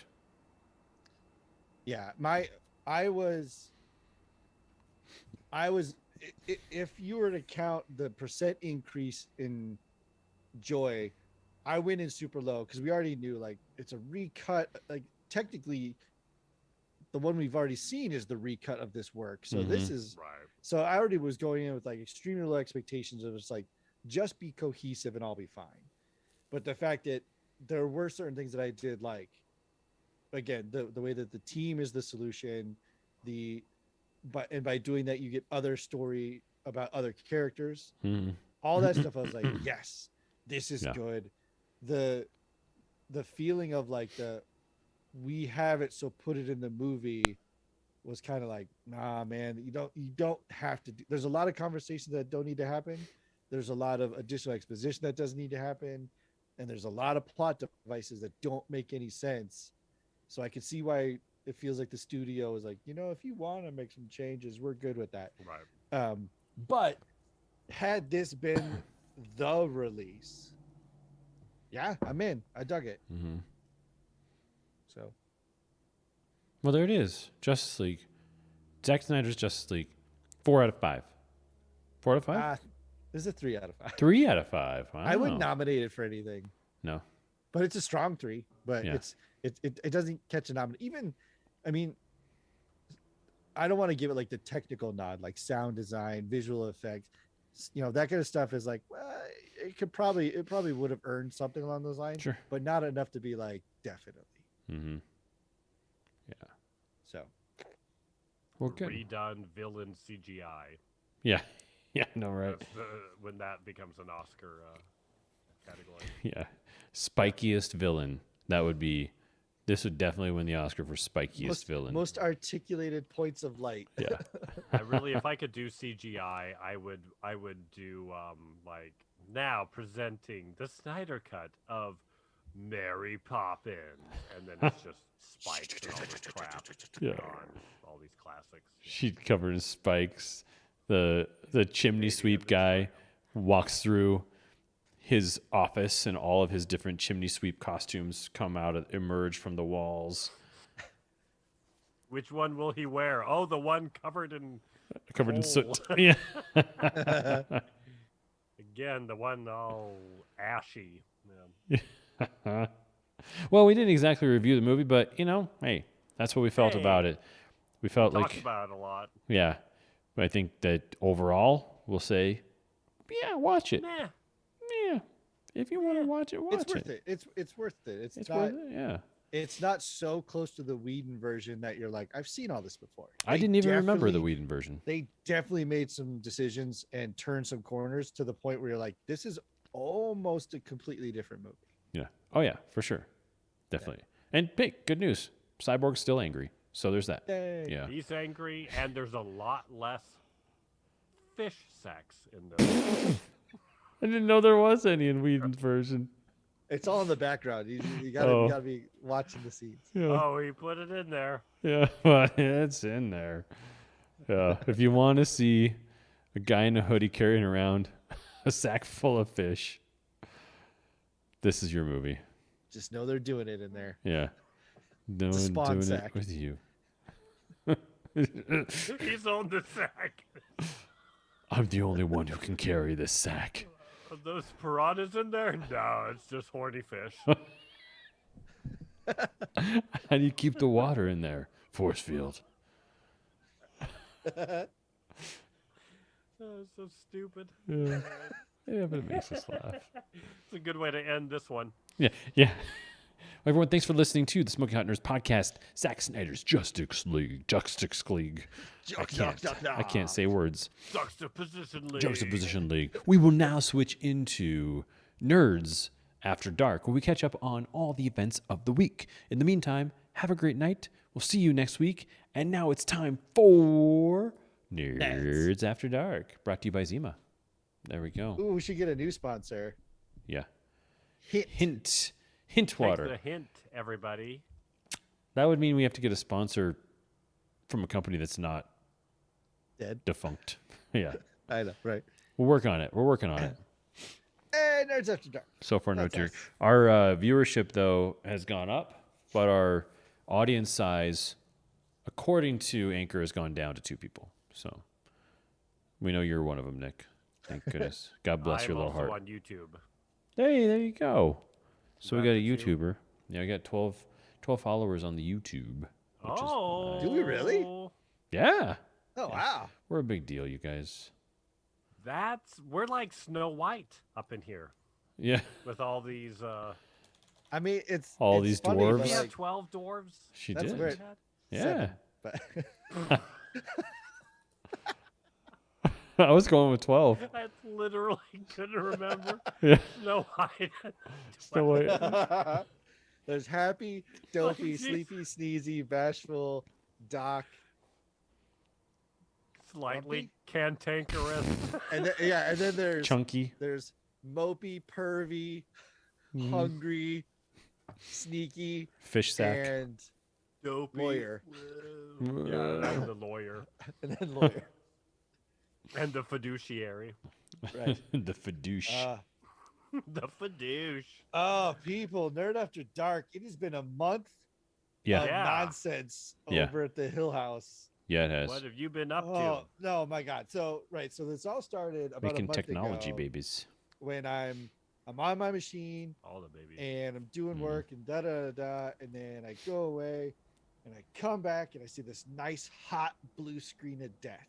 Mm-hmm. How long did says- you walk away from your computer? Is Well, this like the normally- next day. Well, normally you can do like a restart and it will like square itself away. So I probably sat there for like an hour going through like the super high level basic. This is what you do to fix stuff. Mm-hmm. Right. And then I think I didn't touch it for like 3 days Wow. because I was just pissed. And then started the research process of like, what in the world? How do I find out A, what's wrong, and B, how do I fix it? Yeah. And there's like a list of 12 things you can do, and I think I'm on like 11 of 12. Oh my God, it was you got so to cantankerous. Yeah. yeah, it was just there's something. What I found out is that something happened in the last content update from Microsoft. It's a massive update where it touches a bunch of stuff. And one of the things that it touched was the Windows Update service. So if you go look online, little quick Google search, it says, okay, just disable the drivers that were activated, and that takes undo care of it. that. Mm-hmm. You need the Windows Update service in order to see what drivers have been updated. So I basically I broke off my computer's left arm and asked it to do something two-handed. That's a bad metaphor, but it chunked it all the way down. Well, then there are fixes for that. Like you can get a boot drive on a USB. There's stuff you can do, but that takes a second computer. Mm-hmm. So, and it takes a second computer with administrative access. So you can't just grab somebody's laptop and be like, "Hey, make me a boot drive." You got to hope they have admin. So yeah, it was just a nightmare of stuff. And then I think 5 days after that happened, my solar inverter decided to fail and blow the fuse on the side of my house. So that story is that happened. I called them. They sent a guy out. He came out, was like, "Oh, this inverter failed. We can replace it." Goes to his truck, tries to replace it. That one fails. Oof. And he's Jeez. like, "I think they sent me a defective product." Okay. Maybe. 3 weeks later, 2 guys come to my house, pop an inverter on, fails. Jeez. Then they're like, "We need to go." So they're up on the roof. They basically rewired my entire roof solar system down all the way to the inverter. They get a new inverter on. It runs for 10 minutes, fails. So this is now, quote unquote, 3 defective inverters from Tesla. You're the guys. Yeah. You're The the dudes. solar guys. So now I'm waiting for a new smell inverter new process. comedy on Amazon. Yeah, right. And then 5 days ago, I'm playing Assassin's Creed Odyssey on my Xbox, having a great time playing. I'm 150 something hours into this game. This is great. I go out to lunch. I come back. Guess what doesn't turn on? Mm-hmm. My Xbox. That's brutal. And then I love. There's a specific sound in electronics that's basically like a. Yeah. That means something major has failed. The sound. And that sound is a critical hard drive failure. Like a motherboard business. Yeah. Mm-mm. So I basically have an Xbox with a hard drive that doesn't even know it has a bootable drive on it. So yeah, it's been the law of threes. I should probably not touch electronics because I'm apparently the killer. Well, no, but you're good. But I've got a new laptop now. It's a different one. I do have my other one over here, which I'm still trying to resurrect into some capacity. We'll see what happens. But I'm still kind of like, still kind of mad at it. So it's kind of like you're just gonna sit there. Yeah, sit for there a and minute. think about what you've done. What you've done to me. Yeah, exactly. So that's why I've been missing, and I've been trying to watch this stuff, but then I also have other life things like growing a human being, and that involves. Last weekend we had our baby shower, so I missed last week. Yeah, we did, Eric. Hey, no, you're fine. You're totally fine. Literally sitting in my Star Wars cockpit when I saw you text, and I was like, No. It was fine. So we did something. We tried to be a little socially conscious. We know that the pandemic is still not happy.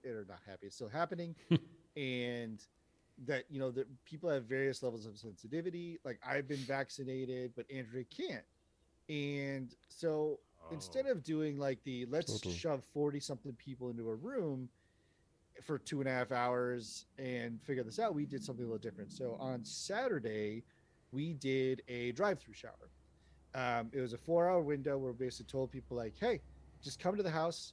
You can literally like drive up, wave out the window, chuck a gift or not, we don't care, and just see us, just say hi, whatever. And it's Crystal. Yeah. So we did that, and then but we also, my main concern was that I didn't want people to feel like that, right? That I didn't want people to feel like we're saying like, hey, buy us things, but don't get out of your car when you give it to us. Right. Like I didn't want that. So we had a great mix, and it was super organic, and it was awesome that people came and parked, and we had it in the garage, so it was still open. Some people were socially distant and cautious. Some people were in masks. Some people weren't. So we had a good mix. We had people that stood the whole time. We had people that stayed for literally like 5 to 10 minutes, but it was great. I mean, it worked out really, really well. And then on Sunday, we did it was slated for 2 hours. It was a virtual Zoom shower in which we sent out, a Zoom meeting and had a bunch of people in there. But then, we went the extra mile. And so we had, this laptop was connected to my big screen TV downstairs. And then I had a webcam up into that to give you kind of like the full picture view. So you could see like my sister and my mom came into town, and Andrea's mom was here, and I was here, and Andrea and Andrea's friend. That was the people that were in the house. But we had this nice wide shot of like basically just like our living room, like, hey, this is the thing. And then we had a laptop set up that was pointing at my mom and sister, because we knew there was going to be a contingent of my family that really just kind of wanted to see that side. And then we had like the quote unquote product camera, which was on a laptop right up close. So you could get that nice, tight, up close shot of stuff. And then on the baby bump. Yeah, on the right bump and stuff like that. And then so that would, I mean, that had its standard Zoom difficulties that occur. I mean, we essentially had 4 hot mics at any given moment. So we were doing feedback and stuff like that, and then people popping in and out. And we decided not to write a script or a plan. It was just, let's see where it goes. Let's see as flows naturally and worked in. So what we did is we ended up opening all the stuff that we had received in its various forms, and kind of like saying who it was from and going over it, and then showing shots. And then we went back through and did a 1-by-1, gave everyone a chance to speak. And I think it ended up working out really well. So it's been nuts. It was fun. Yeah, Matt attended, and now Eric was busy. And that's the thing, is a lot of people were like, I'm really sorry. Like, no, we get it. We knew that this was people were going to do their best, and if they made it, it's not because they're like, well, screw those guys, we don't want to make it. We know people have stuff going on, so yeah, we were just happy to do it, and happy that people that showed up and stuff like that. So yeah, it's cool. It's cool to see all the folks. You had a lot of people on the Zoom, man. A lot of people. Yeah, it was good. Yeah, I got to see Matty K, and his wife's pregnant as well, and so got a big old bump. So it was kind of fun to see all the things going on. So, how did the shoot go, Eric? Well, overall, I'm still, because I have hardly any time outside of weekends. We shot with 2 cameras, and so I have the first camera kind of organize that footage, and I'm doing it 21:9 ratio. So I'm starting. Yeah, I'm just very preliminary stuff. I imagine I'll have to do a pickup shoot that I'll try and tie in with, one of my future miniature shoots. But yeah, I think it's good. It's stressful. Yeah, but otherwise got everything you wanted to get though. I mean, yeah, I shot everything that was script. Yeah, I shot everything that was live action. Nice. Yeah. It's awesome. So we'll see. Did you figure out what camera you were using? I'm so curious about Two that. different ones. One of them is the 7A3, and the other one is a Sony as well, but I don't remember which one it is. Do you have a Sony? Is that the big one you got? Yeah, I'm all. What is that one? I'm all Sony'd up. My big one is the FX9, and then my little one is the A7S III. Yeah, it might be that one. Yeah, nice. Did you take any pictures? It's good. It looked good. Any behind the scenes pictures? Barely. Yeah. I always forget to do that kind of stuff too. Always forget. I took a couple selfies in the cockpit, like with the lights on, but nice. I mean, we've got screen footage. Yeah. While we're chatting, that's I'll one pull up more something moving and part to send try to you. manage. Yeah. Oh boy, being the actor and directing it and trying not to waste everyone's time. Oh, dude, it's crazy. Rough. It's crazy. So that's where I'm like, I'm sure I have to do reshoots because I'm sure I only got like one take of something and I rushed it.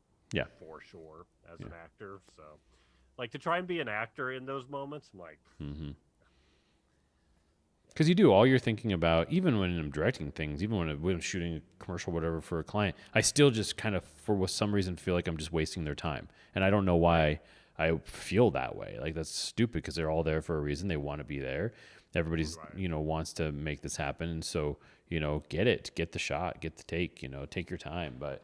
Always worrying about if anyone's bored or upset or not having a good time or whatever. It's very weird.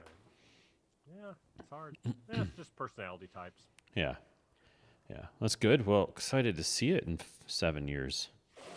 Whenever. No, I'm chopped down. I 3 years, kid. by doing Yeah, this. that's true. We don't kid really. Yeah. Now it's finally moving forward. And the good thing is that I'm at a point where I'm like, when I first started this, I had no idea what the characters were at all. Like, I knew I wanted it to be like an offbeat, funny thing about a Jedi who doesn't have it.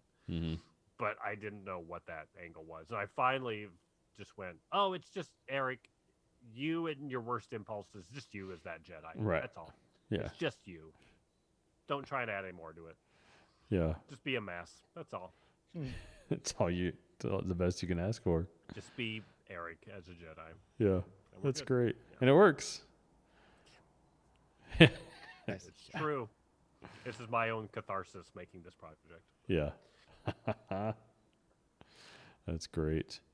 Well, speaking of a couple of messes this week. I've been watching some things, trying to spread it out a little bit. Yeah. But I kind of, so when I was prepping for the documentary, I was kind of watching a few documentaries here and there to kind of just get a sense of like what the new ones are doing, like what's their style and stuff like that, just kind of maybe get some ideas or whatever. But one of them was Cheer on Netflix, and it's really interesting because it's sort of like it's 2019, and it's documentary crew following like the top cheerleading team in college. And so they're there for their rehearsals and things like that. And I really love how it's shot. It's shot this very cool, like cinema verite. And it's like very, very like intense. Like college athletics are just bonkers to begin with, like the things that they ask these kids to do. But anyways, got kind of like wrapped up in the story a little bit. It's been kind of fun. But then I was like, one day I was going to see like, cause this was just been almost 2 years since it came out. I wonder what these guys are up to. Well, there's this one but one guy who is kind of like the lovable dude that everyone's pulling for. He's not like A-team, but he like is sometimes on the A-team and sometimes not. And he's like the big encourager, and he's all about like cheering everybody on, and a lot of these kids are, come from like underprivileged areas, and like a lot of the men are black. And a lot of them are also gay. And so they come from places that it was like not okay to be gay, but then they go to Texas, which is also kind of crazy because it's not okay to be gay or black. And so they're just kind of, but so you're totally like rooting for these kids. Like you just think they're great. And so I was like checking on this one guy who I was like, I wonder what he's up to. He's got to be coaching or something at this point. No, he's been arrested for child pornography.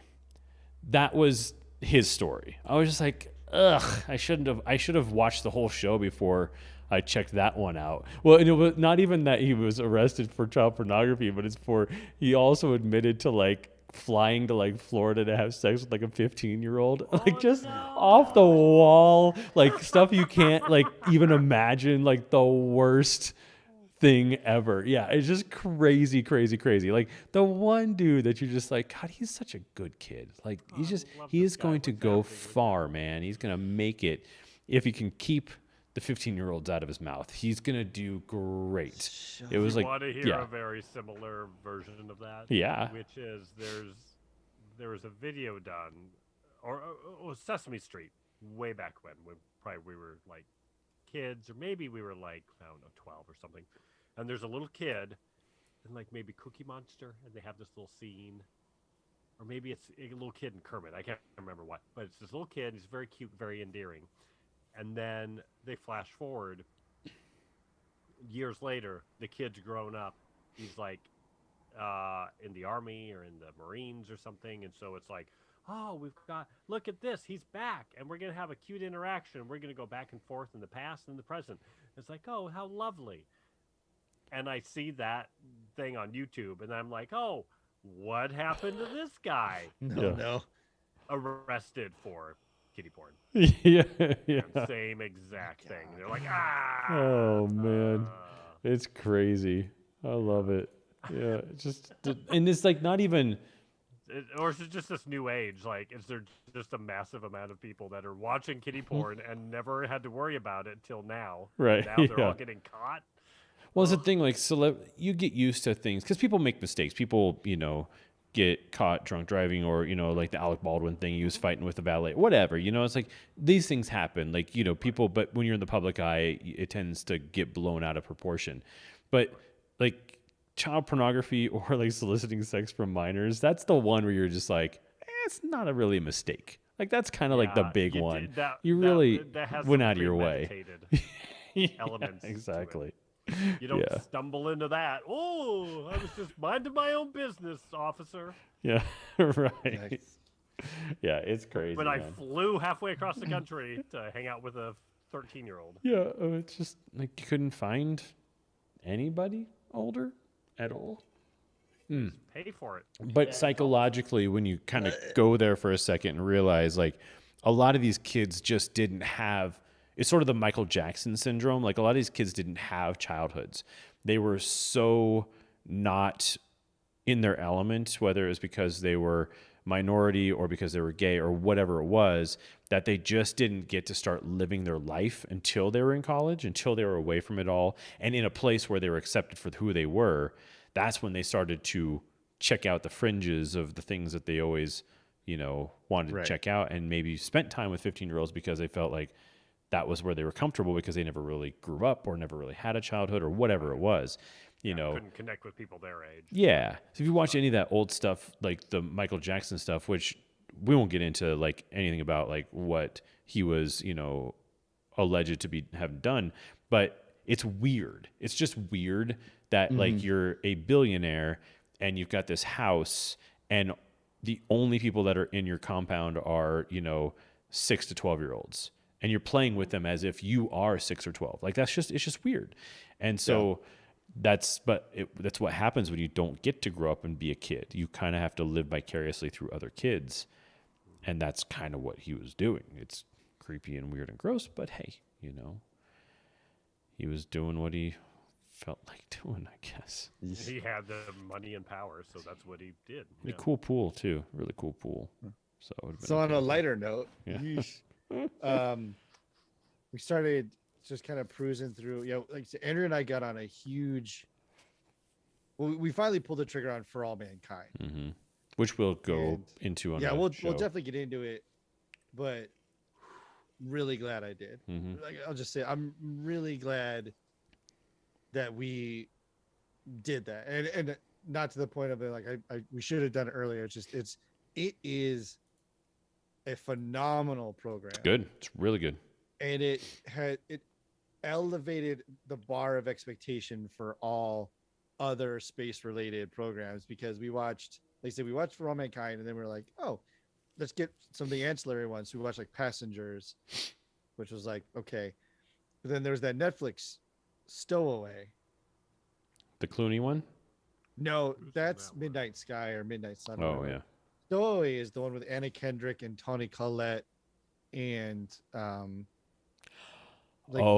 Kim. Where It's like on the Netflix. mechanic gets there's stuck like in there's a person who excuse me, is injured during the final prep, and they take off, and then they find him in the capsule. Yeah, God, it's so bad. It's well, I remember when you watched Ad Astra. I don't know if you've seen Ad Astra with I remember. Right. So remember how we talked about Ad Astra, and we were like, this movie is not a space movie. This movie is about a father and son reconnecting over distance that happens to be in space. Yeah. Happens to be from Earth to Jupiter. Yeah. This Stowaway had the same feeling of like, this story could have been a submarine. It could, like, the location didn't matter. What made it so bad was logistically impossible for this story to happen. Yeah. And then also, there are so many other examples of something doing it better that you just check out. Yeah. You're like, because that's the thing. Like, I guess this is what's going to happen, and I was right. And this movie did it better. Yeah. What about that? There it is, and that movie did it better. So the whole time you're just like, so I know you guys are probably. Now, how did your wife feel while? Oh, she hated it. The minute it was like, over. Are you guys on the same wavelength in that way? Were you like both are analytical kind of in that way? Or? Yeah, she has a lot less patience for the fantasy type stuff, of like things that are requiring you to stretch your imagination a little bit. There's a lot less patience for that. It's a big what about Twilight and Harry Potter? She doesn't like either. Oh, okay. Well, good. Never mind. Yeah, no. Just checking. No, just checking. She's kind of like the like if I was to say I like Harry Potter, she would present a historical novel on a Southern general or something like a pseudo historical fiction type stuff. So that's why For All Mankind was a great blend, because for me it was all the sci-fi, yada yada yada, and for her it was the revisionist history component, and you slam those two together and then just do a great job. And it's like, this show, right, we both found parts of the show that were just like, this is so good. But then when you watch something else like I said, Stowaway, where I'm struggling, like the minute the credit rolls, she looked at me, she's like, does it go lower than 1 out of 5? Like, well, I mean, it could. Was the acting as bad as it looked in the trailer? Because I watched the trailer for the thing, and it just looked like, I mean, like the acting just looked abhorrent. It's they do a good job. Yeah. Of being the characters that they're tasked to be. Just the story and the dialogue are so bad that you can tell that they are working. Like they're like the gist of the movie is it's not NASA, it's a third party. Yeah. That is sending somebody to space. So they're not necessarily astronauts. Like she wrote an essay, because they do this weird thing where they you can tell they're being like interviewed on the camera, talking back to somebody on Earth, but you're only getting their side of it. So they're like, oh yeah, what I did was, like, you're getting that part. And they say something to the effect of like, oh yeah, I wrote a letter just because I wanted to be rejected by company. And then I won, and now I'm the doctor on board this vessel. And then there's like a scientist who is he's studying the reproduction of algae to create oxygen on Mars. And then there's the pilot, like the commander and pilot. But it was supposed to only be a 2-person crew, and then they already kind of stretched the budget to make it a 3-person crew, and then this 4th person showed. So it's all that like dynamic stuff, but the Anna Kendrick ultra caring doctor is a decent character and she does a good job, and the Toni Collette commander who's just like, I'm in just a bucket of shit all the time situationally, she does a great job there. And then the scientist does a great job of like trying to balance the science analytics and then the ethical component of it. And then the guy who's like the stowaway is, I don't know his name, and I think he's probably not an unknown, but like he's not an A-lister. Did a good job of just being like, I'm not sure how I got here. What do we do now? Is he just like the broad redneck? I just want it to be like a sitcom character where he's just complete sore thumb. That's the thing, is like his title is something like flight mechanics engineer, and he's going to school to get his doctor or something like that. So that's why he's working with this program. But then, yeah, like you said, logistically, no. It just doesn't happen. And then I'm sure Maddie K would look serial killer by happenstance. Right. Yeah. No, it's not that. But that's what I was going to say though. Matt would, because the thing, like he would know what it would take to launch something, right? And so, and because he works with SpaceX, which is not NASA, and so the checklists that look, my dad's a pilot. He's a private pilot. The checklist you have to go through just to take off a single engine plane is obnoxiously long, and it requires all of these physical checks of all the things. You're looking in all the holes and checking all the corners, and you're checking out. It's so much stuff. There's no way that a person, flight, an engineer could get stuck on a spaceship. Right, like they're about to launch. Nobody goes, "Hey, has anybody seen Bob?" Yeah, right. Like that just doesn't happen. Yeah. Well, exactly. then, look at all these cameras we have set up. Yep, there he is. Yeah. There's a whole nother logistical component where they basically they create artificial gravity by rotating around a pivot. All right.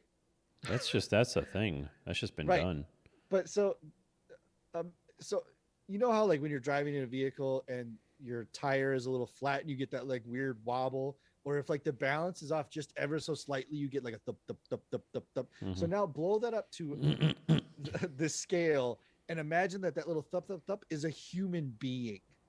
Right. Like their whole mechanism is they extend it out to create a rotational force for gravity and then move forward to go to Mars. Like one side of this is now way heavier than like that thing spirals and explodes minutes later. That's just how that works. So the fact there's that part that like I can kind of ignore it, but I can't get past it. And then the fact that there's a 4th person in space, like whoops-a-doozle. Nope, that doesn't happen, man. It's just it's so implausible. And then right there, it's like this movie's got to work real hard to get me back. Never got there. They did not. Never got there. Well, tell you, we got to talk about Nomadland for a second. Because that was just. Did you watch it? Hold on, I gotta pee. All right, you pee first. Yeah, we'll get to it when it comes back.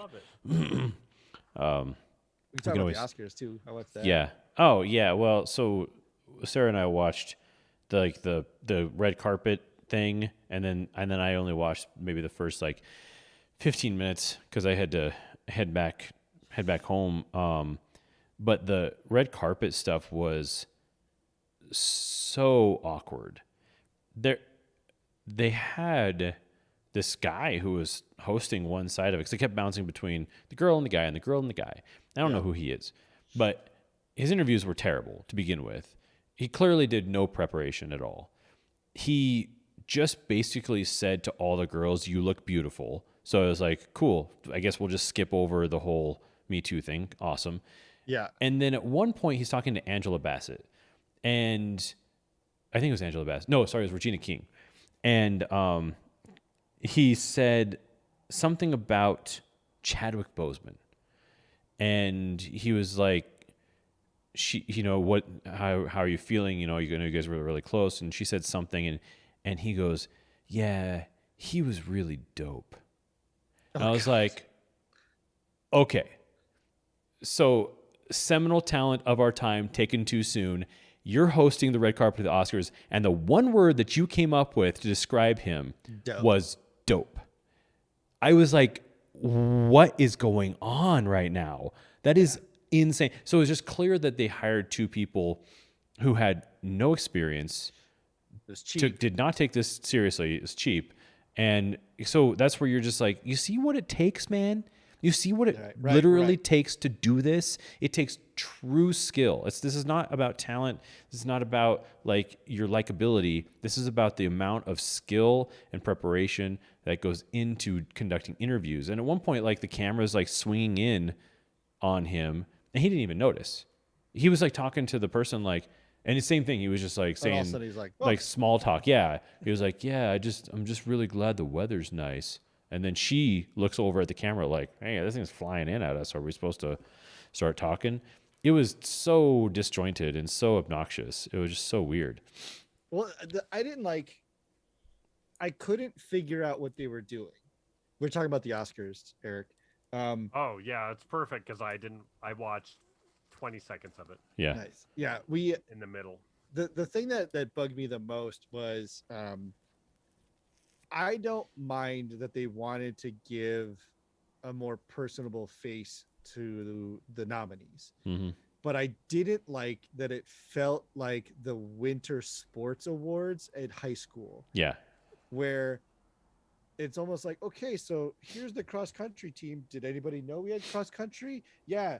Eric likes to run. Mm-hmm. It was so like, and you could tell when the camera would swing in and they're asking people, you know, like, and so started out building wardrobe for this other so-and-so. And they did that. And the part that I hated the most about it was when you have things like the award for best costume design and you don't show a single clip of the design. What? Yeah. But you tell me that she has 12 cats. You have got to be kidding me. Like that is not how you do this. Yeah. Or if they do like sound design, now. or if they do editing, or you know, they had the only actual clips that they showed, I think, were from like animated feature and tiny little snippets from foreign film and tiny little snippets from like short documentary and touches of like best actor or whatever.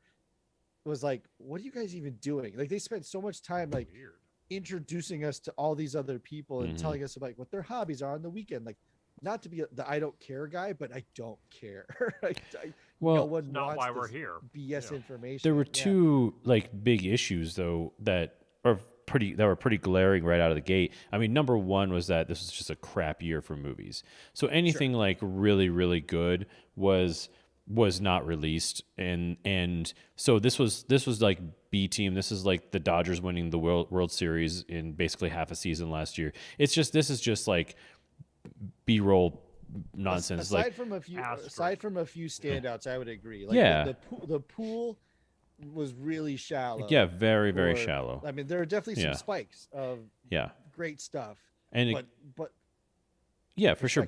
And here's the thing, I would rather live in a world where we're trying too hard to be inclusive than to not. But it was very clear that the point of this Oscars was to serve the like underserved and the sort of like underrepresented, which again, I'd rather live in the world where we do or we don't. But it was very clear though that the skill level was not there in terms of, you know, some of the aspects of the presentation of the entirety of the show. And I mean, so Sarah and I watched Crip Camp, and we watched I was going to call it my lobster teacher, my octopus teacher. And my octopus teacher is the one that won the Oscar. Yeah. Which is utter insanity. That like Crip Camp was so good and so eye-opening and just so unreal. And it's like, so if we've got a year, what's that? What was that one about? So that one is about so there was a camp in the 60s that was put together for handicapped kids, for kids with disabilities. And then it kind of follows a few of the people from that camp and throughout their life, and like one of them became like the person who changed kind of everything. Like she's responsible for us having like ramps on sidewalks and ADA stuff. Yeah, all that stuff. Like that is her doing it all.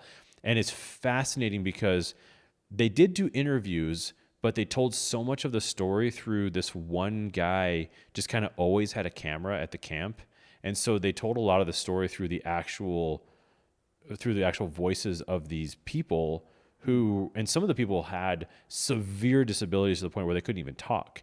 And they had lengthy moments where they were showing this person talking on camera, and all of these guys, like a lot of the kids at the camp, could understand what she was saying. And it was like fascinating to get this insider view into an underserved, represented world that a lot of us don't know anything about.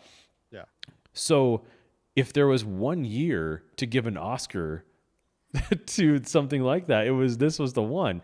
The thing is, like, the hip thing at the moment, though. Yeah, I guess. But what's hip about like a rich South African swimming with octopus? You know, so that's the thing. Like, I didn't get it. It was cool. It was very interesting. I don't know. Maybe. I don't know what the reasoning would be. Yeah, it was very interesting. I mean, I loved it. It was a really cool documentary. But Crip Camp was utterly eye-opening. Blew like all my preconceived notions about what it meant to sort of like have because we just live in the world now. We don't think about if someone had to fight for ramps, you know, in front of buildings. Like, we don't think about that. Mm-hmm. And so the Obamas produced this movie, Crip Camp, and they also produced American Factory, which won last year. So I don't know if there's some of that too, where they were just like, they just weren't, you know, they're like, well, should we like, you know, have them win 2 years in a row or whatever? I don't know. Doesn't matter. Okay. Either way, far superior film to The Lobster Teacher. Yeah, best documentary, yeah. But then the other one that I have no idea how it won anything is Nomadland. I want you guys to go in there and watch a little bit of it just to see if I'm completely off my, you know, rocker. But it was so bad. It was just like not even, there's literally nothing happens. It feels like pacing. It feels like it's a documentary on nomads. Right. That they had to script some stuff so it couldn't be a documentary. It had to become a feature. That's the thing. First of all, it won Best Adapted Screenplay. And I'm just like, what screenplay?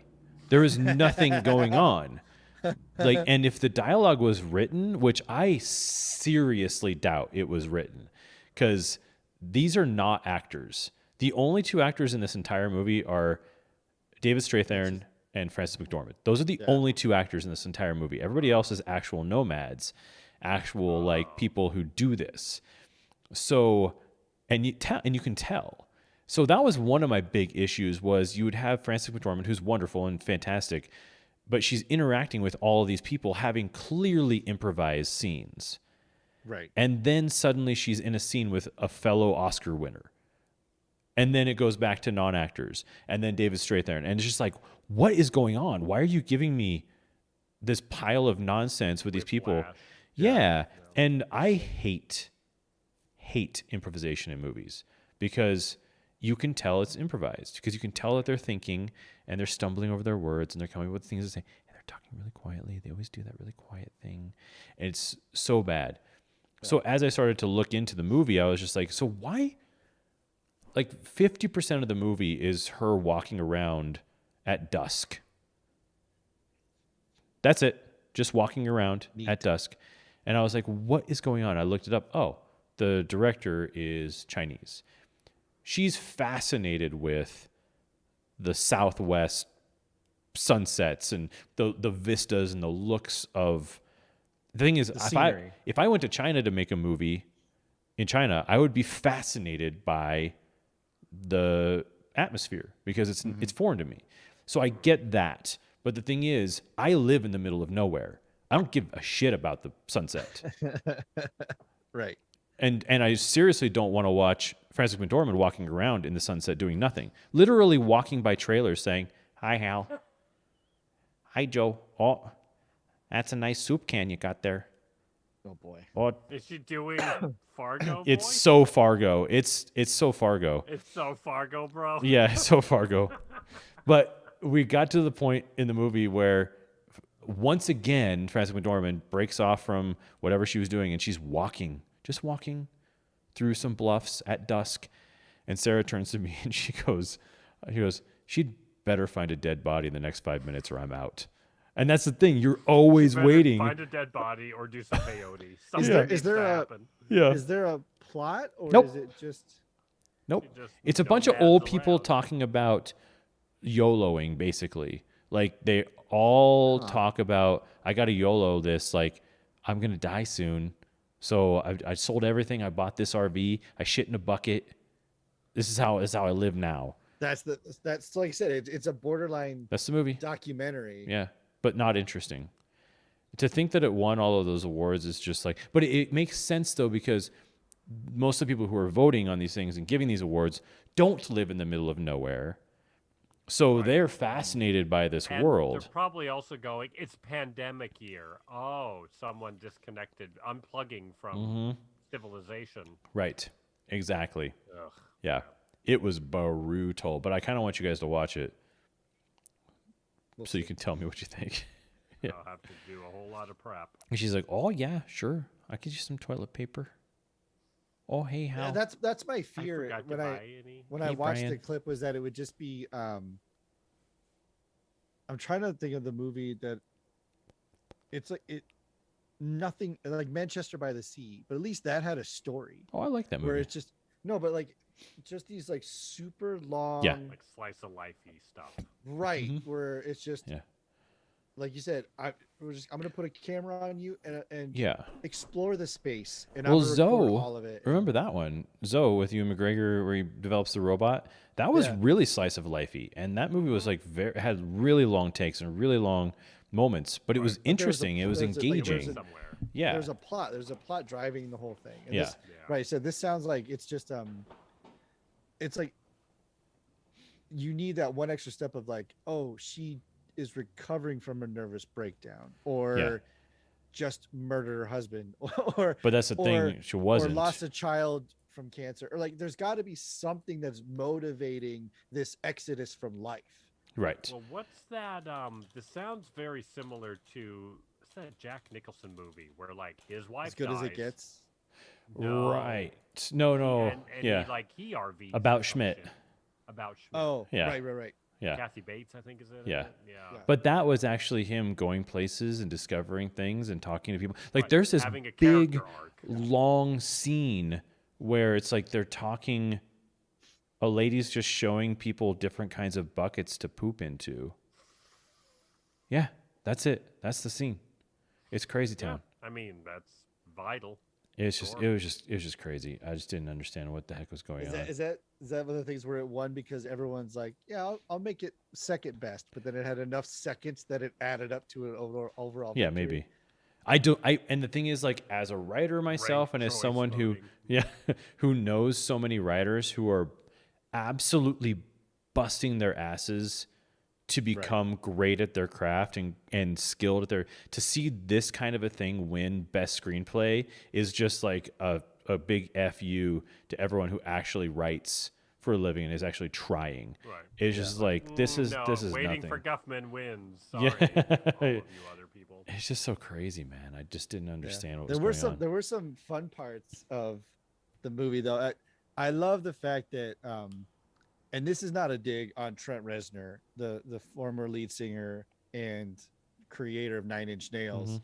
His music in the 90s, he is now a 2-time Oscar winner Yeah. for soundtrack. He Yeah. won for Soul, which was hilarious because he's up there with Atticus and he's like, yeah, I wrote a song about banging like animals and now I have an Oscar for a Pixar film. What a world. What a world do we live in? This is amazing. The whole time you just stand up there like, this is insane. What is Nice. happening? Yeah. I love his soundtrack for The Social Network. Oh, The it's music great. in that movie is It's fantastic. Yeah. Yeah. Yeah, like I said, he earned it. He did a great job, but the look on his face was literally like, "What am I even doing up Mhm. here? Like, you gotta be like, Yeah. what?" Yeah. Yeah. It's crazy. But no, the whole, it's like if you're in a time in which there's a serious lack of movies, the point of the Oscars, I would get as much footage of these movies on the screen as possible, because people are already saying, I don't know what the hell Minari is. Mm-hmm. Tell me more about this Judas and the Black Priest. Like, what even is this? Get that on the screen. Just flood the screen with that. I don't want to hear about how somebody used to deliver pizzas and is now writing score. Like, it's great. Yeah. Not the time, not the place. Well, it could be an interesting tidbit if it was like when introducing the person's movie, saying, and former pizza delivery driver and now writer of blah, blah, blah movie, John Stinky Butt. And then it shows the movie. Like, that's okay. You know, that's the thing. But it was digging into it. Yeah. Like I said, it felt like such a. It was Soderbergh, right? Soderbergh produced this Oscars. This is his brainchild. Yeah. That's why it was so wackadoodle. Yeah. Although the thing that I did like, though, I do like the idea of them making it more like the Globes and more like thing like with tables and dinner and drinks and things like that. Like, I enjoyed the venue's super cool. I bartended a movie premiere there at the Union Station. It's super cool building. So I kind of like that more casual, relaxed feel to it. It was kind of cool, but not that part where we need to talk about everybody's day job.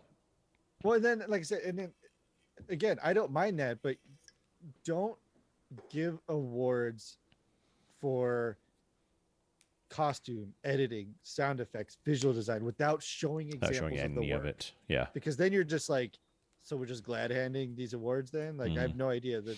And then especially when it was for movies, but like, not even do a rendering for this. Yeah. Right. Yeah. Yeah. It's like, especially when like 3 or 4, like the costume design was the one that pissed me off the most. Cause it's like, they had some very pointed nominees that were in some very diverse like category. Like, one was a fantasy movie, one was a timepiece of the 60s, one was China, and it's like, show me that. Like, I want to, like, that's the whole point. And like, the one thing they didn't do is like, they didn't have people doing the original songs, or they showed like a 10-second little like mini clip of the original song.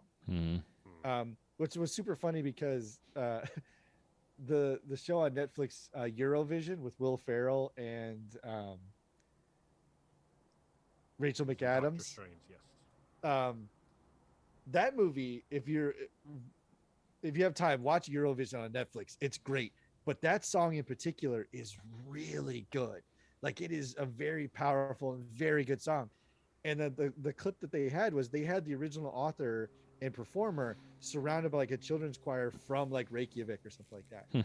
Awesome. If you look it on YouTube, it's fantastic. They showed like 4 seconds during the ceremony. Like, all right, whatever. Never mind. And then they had the balls to do the stupid little like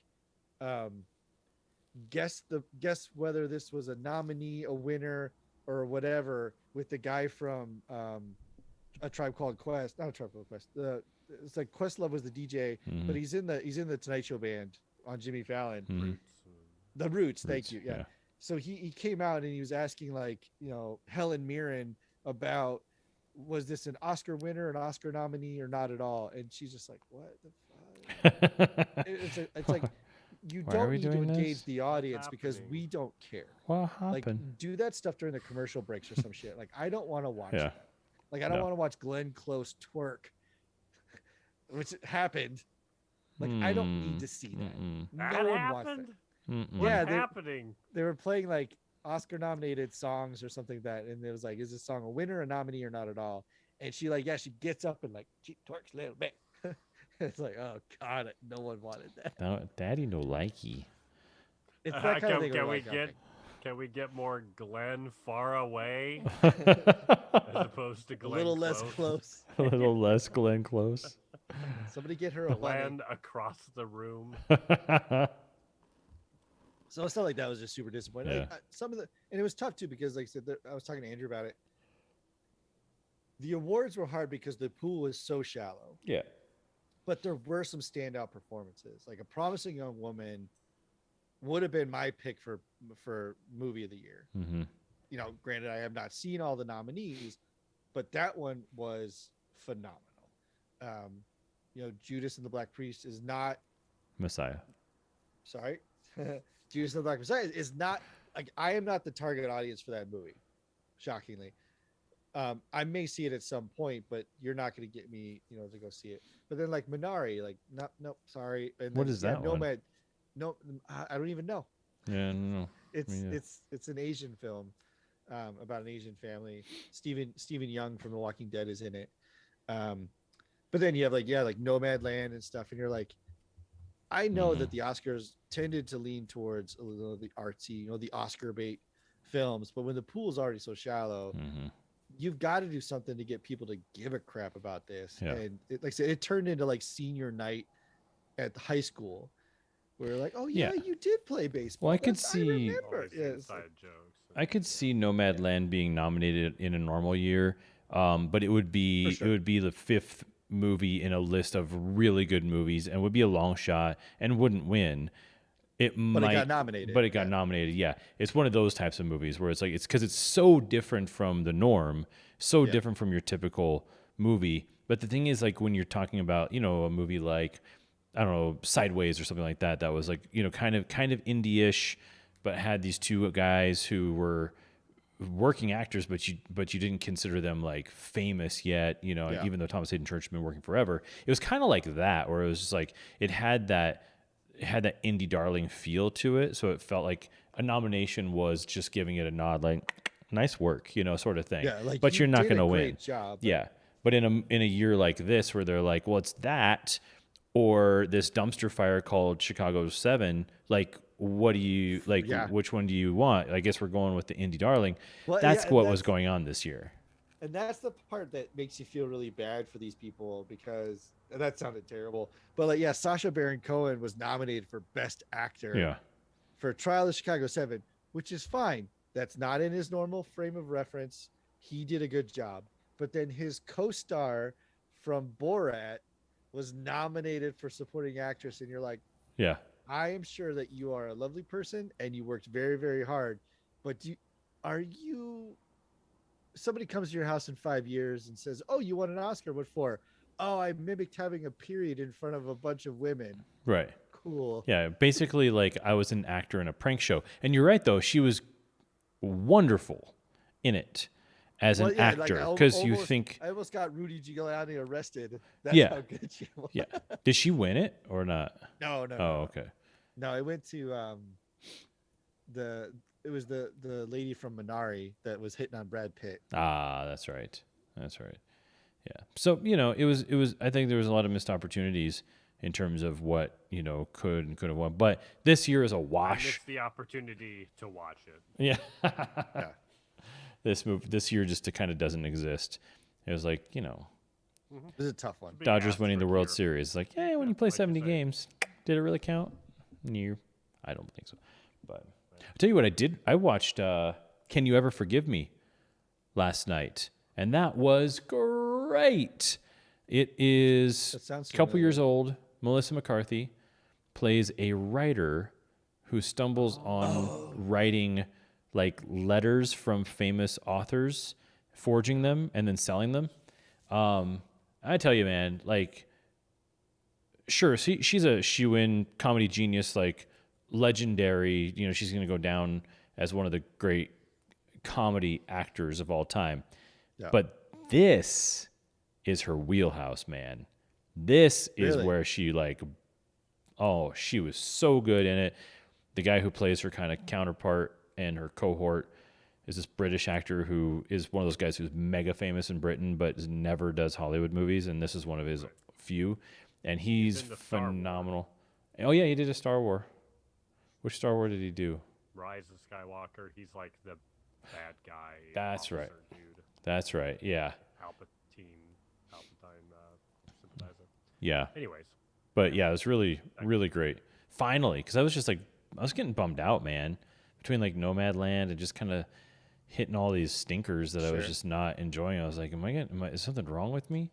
What was the other one? Oh, I started New Mutants, and I was like, nope, hard pass on this. Man, that one. Was that the show that got canceled, or was it the movie? The movie. No, it's the movie. Came out this year. The show that got canceled was The Immortals, which is about the people on the moon. They got one season. It's like 6 episodes. It's on Disney Plus. I have it saved to watch it out of like just pure morbid curiosity. The problem, so New Mutants is tough because that's one of my favorite like side superhero character groups in the Marvel series. Oh, right. As a comic, you mean? As a comic. Yeah, right. for sure. I loved it when I was a kid too. That. Yeah. But the thing that when I watched the movie, like I'm also like the Anna Taylor-Joy plays Magic, and that character is awesome. And then with the dragon and like, oh man, that was like, I'm in. This is great. That movie was so hard to watch because I'm going to try to be very careful here. These characters are like 13 years old, and they make a point of saying multiple times that they're minors. They don't have driver's licenses. They're stuck in this facility because they're like super minors. And then they have this like lesbian shower sex scene where you know that the actors are like 21, but it's like, these are two 13-year-old girls, man. Like, ew. Like, just, oh, come on. There was a lot of ew. This is entrapment. Yeah. Yeah. When you're so talking bad. about, and I had just come off of finishing WandaVision. So, which kind of has like a similar theme in a way, like kind of trapped in this bubble and blah, blah, blah. But the bar is just so high on that show. So you go into a superhero movie. Obviously, we talked about this before we had even seen the movie. Like when it first came out, you were just like, people need to realize you're not going into a superhero movie. And that's the case. You really are. But the thing is, it's so dreary and so drab. The production design is so like post-Cold War looking thing, and everybody's clothes are just boring and I take the angsty teenager for about this much. Sure. Like I'll take it for a hot second, and then you better do something with it. And it was 40 minutes of angsty teenagers, like a bunch of them sweating in their beds, because they don't know what to do with their powers. I was like, you got to be kidding me! Like this is obnoxious that you're even making me sit here, trying to think about possibly caring about the thing. It's too like. You can't give me 7 characters who you know nothing about and give me zero amount of information. Yeah, the entire time. Like if you've got one character, like the girl, the Native American girl who gets plunked into this place, she doesn't know what her powers are. She's a fish out of water. But the thing is, you have to show everybody else's powers to kind of give you that sense of it being a thing, which they did not. Until like right at the point where I shut it off, which is where Anna Taylor-Joy, like her arm becomes a lightsaber or some shit.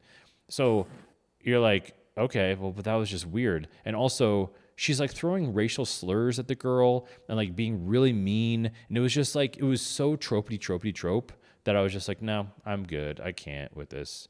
It was just too much. It's for fans only. Yeah. And even then, especially that shower scene. Yeah. that pun was intended.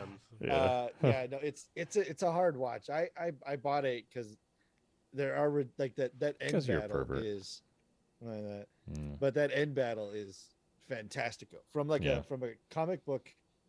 Like if you were to go to YouTube and just look find for that find the new Mutants final battle, just watch that. Awesome. Like it's totally worth it because it is like superpowers on overdrive in the best way possible. Kind of like how Deadpool, when they have their superpower battles, how good that is. This is on par with that. The whole other story nonsense is just like, get out. But that's the thing. A movie can't just be 2 hours, like an hour and 40 minutes of nothing, and then give me a 20-minute end piece that's like this big battle. Like that's just not how movies work. The Marvel movies do. They just get the right directors to work that can work with actors, right? So they get you up to that moment. Yeah. Well, but a lot of times though, fails at that, then yeah. But what they do though, a lot of times, is like they inject you into the world. They give you some kind of battle right up front, And so there's always kind of like mini battle, there's a conflict middle right at the battle, beginning. end battle. Like that's kind of how they do it. And so it's just like it made sense. And so this is just such garbage. I just didn't understand what was going on. And everybody talked like this. What are your powers? I don't know. What are your powers? Yeah. Why is your hair red? I don't know. It was And just like, what's it happening? doesn't follow the comics at all. Like the whole concept of them being Sinister's little plan it's not real. It's not a thing. So that was a hard stretch too. From having the background knowledge, Mm-hmm. and then this is the presentation. Like, no, like you tried to like alternate universe me, and I can't do it. It's just that's not how that works. And it seems like such a waste too for, like, I always think of really good actors who get into superhero movies and then it's wasted. Like with Idris Elba being in Suicide Squad 2, it's like, great. Like, so is he, or he was in, I don't know. Thor. He likes to make garbage, I think. Yeah, yeah, well, he I gets get paid to a enough, point probably. where I go, is he only given garbage or does he want to do garbage? You know? Yeah. Like Gerard Butler. Yeah. Like, Yeah. Yeah. which Right. one is it? You want to do another So-and-So Has Fallen? Yeah. But I think the paycheck is good enough. My pants have fallen. Oh no. Yeah. Call Morgan Freeman. What other? So yeah, so we did the space stuff, and then so we actually stumbled across something on Apple TV. It's a nature documentary, but it's called Tiny World. There's 2 seasons of it, and it's about, so instead of taking a nature documentary and you follow like the cheetahs and the lions in the Serengeti, they go to the tiny, like the super tiny little animals, and they show how they fit into the ecosystem. And it's like ants and shit. yeah, there's ants, but they do like ants and like the first episode is in like it's in the plains of Africa, and they follow like an elephant mouse, and they show that sounds and big. I don't know how they accomplished some of the footage that they captured, but it's I know how. well, some of it's probably fake. Shit's super staged, but you have to. That's the Right. only way. How do they do it? In the tunnels and shit. You know. Do they like dig they tunnels build- for them? They build little environments for them, and Oh. you can tell, and it's like that's fine, but it's narrated by Paul Rudd, which is interesting because he does such a really good job of just being like a casual narrator with just like a little bit of fun. But yeah, some of the stuff that they capture, like they do an undersea section, they do like a Canadian forest, they do all these great environments, but it was just like, this is so good because it was so fascinating to think about, like having like a mild existential moment where they show these things that are operating within like a half square mile, and that's their whole world. Right. And there's so much stuff that they have to put up with, so that you kind of look at your stuff and be like, oh, my Xbox broke, like I'll be fine. Like, right. It doesn't affect am I alive or dead by the end of today. And it's and the wake up and do it again, and wake up and do it again, and wake up and do it again, and wake up and do it, like, so it was just but I said the narrating, the pacing, the stuff that they the stuff that they had to script, and the stuff that they staged was obviously staged and stuff, but they did such a great job. It was that was a fun. If you have Apple TV, yeah, it's called Tiny World. There's 2 seasons. It's like 8 episodes per season. It's just different biomes, but it's what it was so good. My octopus teacher was kind of cool in that respect, where I didn't realize that this particular brand of octopus only lives for a year. And oh wow. Yeah, so basically octopus is born, becomes big octopus if they survive, and continues to grow, and then at least in the case of the female octopus, they're basically, what they do is then they, right at the end of their life, they mate, they lay their eggs, and then they die. Like, that's how they roll. And it's about a year. So what was interesting about the doc, and it was really, really good, don't get me wrong, but it was like the diver discovered this octopus, say day 1, and was and then like all the way to her death, which was like day 325 or whatever. So he was with her pretty much through her whole life. So it was really interesting. But yeah, that daily grind of and basically like the octopus is the second to apex predator in this part of the world, the only one being the shark. So that's the only threat to her was these little, like, I think they call them zebra sharks or something like that. Sure. And so she had to kind of avoid the shark wherever she went. But in the meantime, she was eating literally everything, like crabs, everything lobsters. Yeah. Everything else was her lunch. So yeah, it was really interesting in that respect. Yeah, but definitely. So what is the watch? What is the teaching that occurs in the My Octopus Teacher? That's an excellent question, because I don't think that I feel like the title was a bit of a stretch, was a bit of something that sounded really nice, as opposed to it actually being a thing. You know, I mean, you know, he took lessons from what it was to be this octopus, but it wasn't like they didn't like mind meld and she was like, hey, don't do drugs. You know, that didn't happen. Yeah, right. You know, they talked to your wife. Okay. Yeah. Well, that did 100% come into my mind watching this, because he went out into the ocean and swam with this octopus every day for almost a year. And like, we're talking about hours, and sometimes he would go out at night, and it was just like, dude, did you get a divorce too during this time? Because you clearly spent no time with your family at all. So that part was kind of interesting, that was his whole entire life was swimming with this octopus and filming the octopus and stuff, it was cool. But yeah, definitely, you know, sometimes you just kind of like, I mean, he was depressed and he was an aimless filmmaker, and so he just wanted to get out and swim in the ocean. It's like, so you went to your beachside, oceanside house because you were a sad filmmaker? Yeah, exactly. Cry me an Atlantic Ocean, bro. Come on. I guess I'll go to, was it off of Australia or New Zealand? South Africa. Oh, South Africa. Okay. Yeah. Still nice. Yeah. Mm-hmm. Yeah. It was a little bit. And my roommate had watched it. He told me about it. Whatever, when it was new. Yeah. Nice. Yeah. Definitely worth a watch. You might like it if you had a little bit of the halfling's weed. You might enjoy that. Yeah, a little bit more. Chilling out with the octopus. That sounds cool. Yeah. But you did get a little sad. I did watch a thing. I'm trying to think if I should talk about it now or save it for next week. Yeah, what do you got?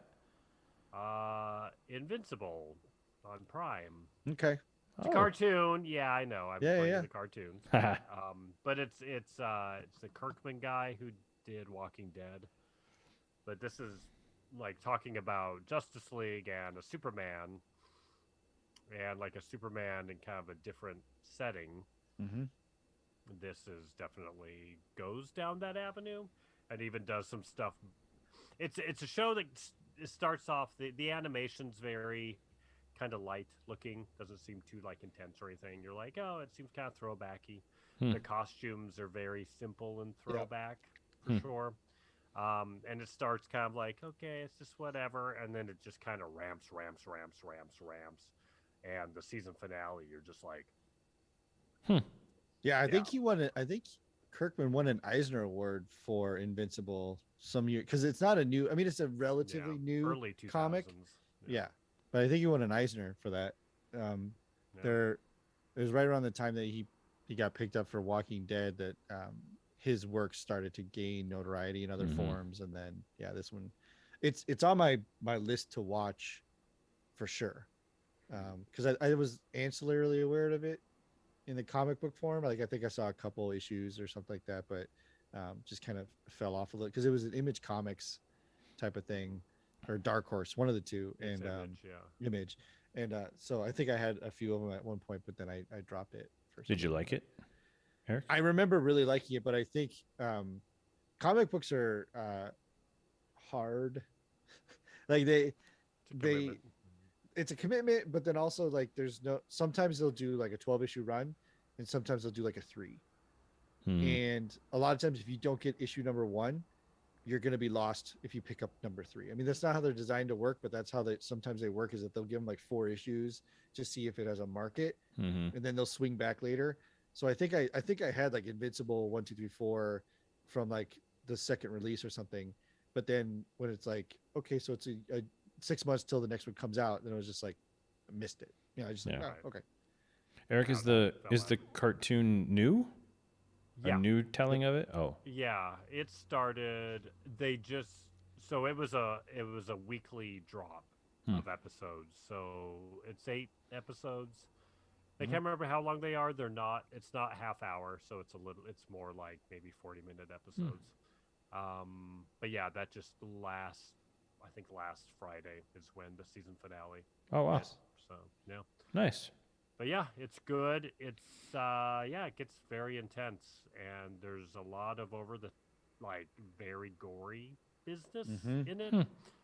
So it's like at first you're like, oh, this sounds like The Boys, like kind of gimmicky, but it definitely jumps way above gimmick.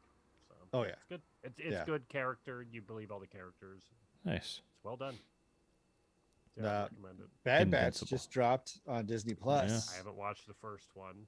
But yeah. It's man, I wanted to. I watched it last night. I wanted to screen capture because the one thing that the Rebels and Clone Wars does is their art direction. There's always especially towards the end, there are some stuff that they have framed and animated that is like, can I get that blown up and printed? Because it is beautiful. Yeah. And in the Bad Batch last night, there's like 3 scenes where like, I want that. I want a digital print of that because it's amazing. It's good. It's real good. Now it's better because I've seen Rebels and Clone Wars, so I have knowledge of the Bad Batch. I know who they are. You could watch this cold. Like you don't need the info. Is it better? Yes. Do they also kind of cover it? Absolutely. So you can get caught up real quick. Nice. Well, it's a pretty easy setup. Yeah, it's like they're kind of like an A-team, misfits. It takes place. It takes place right before Order 66. Okay, so that's where it starts for them. Yeah, so they already have Echo. So for those that are listening and know, Echo is already part of the group. Picks up right after their Clone Wars arc in the last Clone Wars season. Yep. Plus minus, So. But yeah, no, it looks like it's gonna be real good, real good. Nice. And it was a long episode too. I think it was like an hour. Oh, really? Yeah. And then, so I wake up this morning and I get an alert from Lego. Pre-order for the Bad Batch Lego series came out today. But here's the thing that's bonkers, right? So when they released the new Star Wars movies, I was like, I want the Knights of Ren. I want Kylo Ren and the 5-6 Knights. I want them because I clicked 12 of them. All 55 of the Knights of because I clicked the Lego minifigs. That's a big thing I'm into. Sleepy. But when Star Wars did it, you had to get like 5 sets just to get the entire Knights of Ren. This Bad Batch Lego has all of them in one purchase. Wow. Yeah, which is a rare thing. So I bought it. Yeah. Is it a big purchase? It's yes, but it's not like $1,000. It's not $400 or $200. I think it was like $75. Oh. But you do get their shuttle. So you get a shuttle plus 2 ground vehicles and 6 minifigs.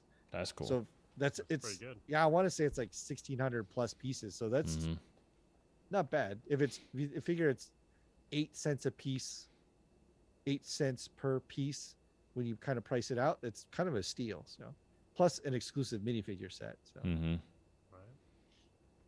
yeah, I've got a couple sitting around that I'm trying to decide what to do with. I might just hold on to forever.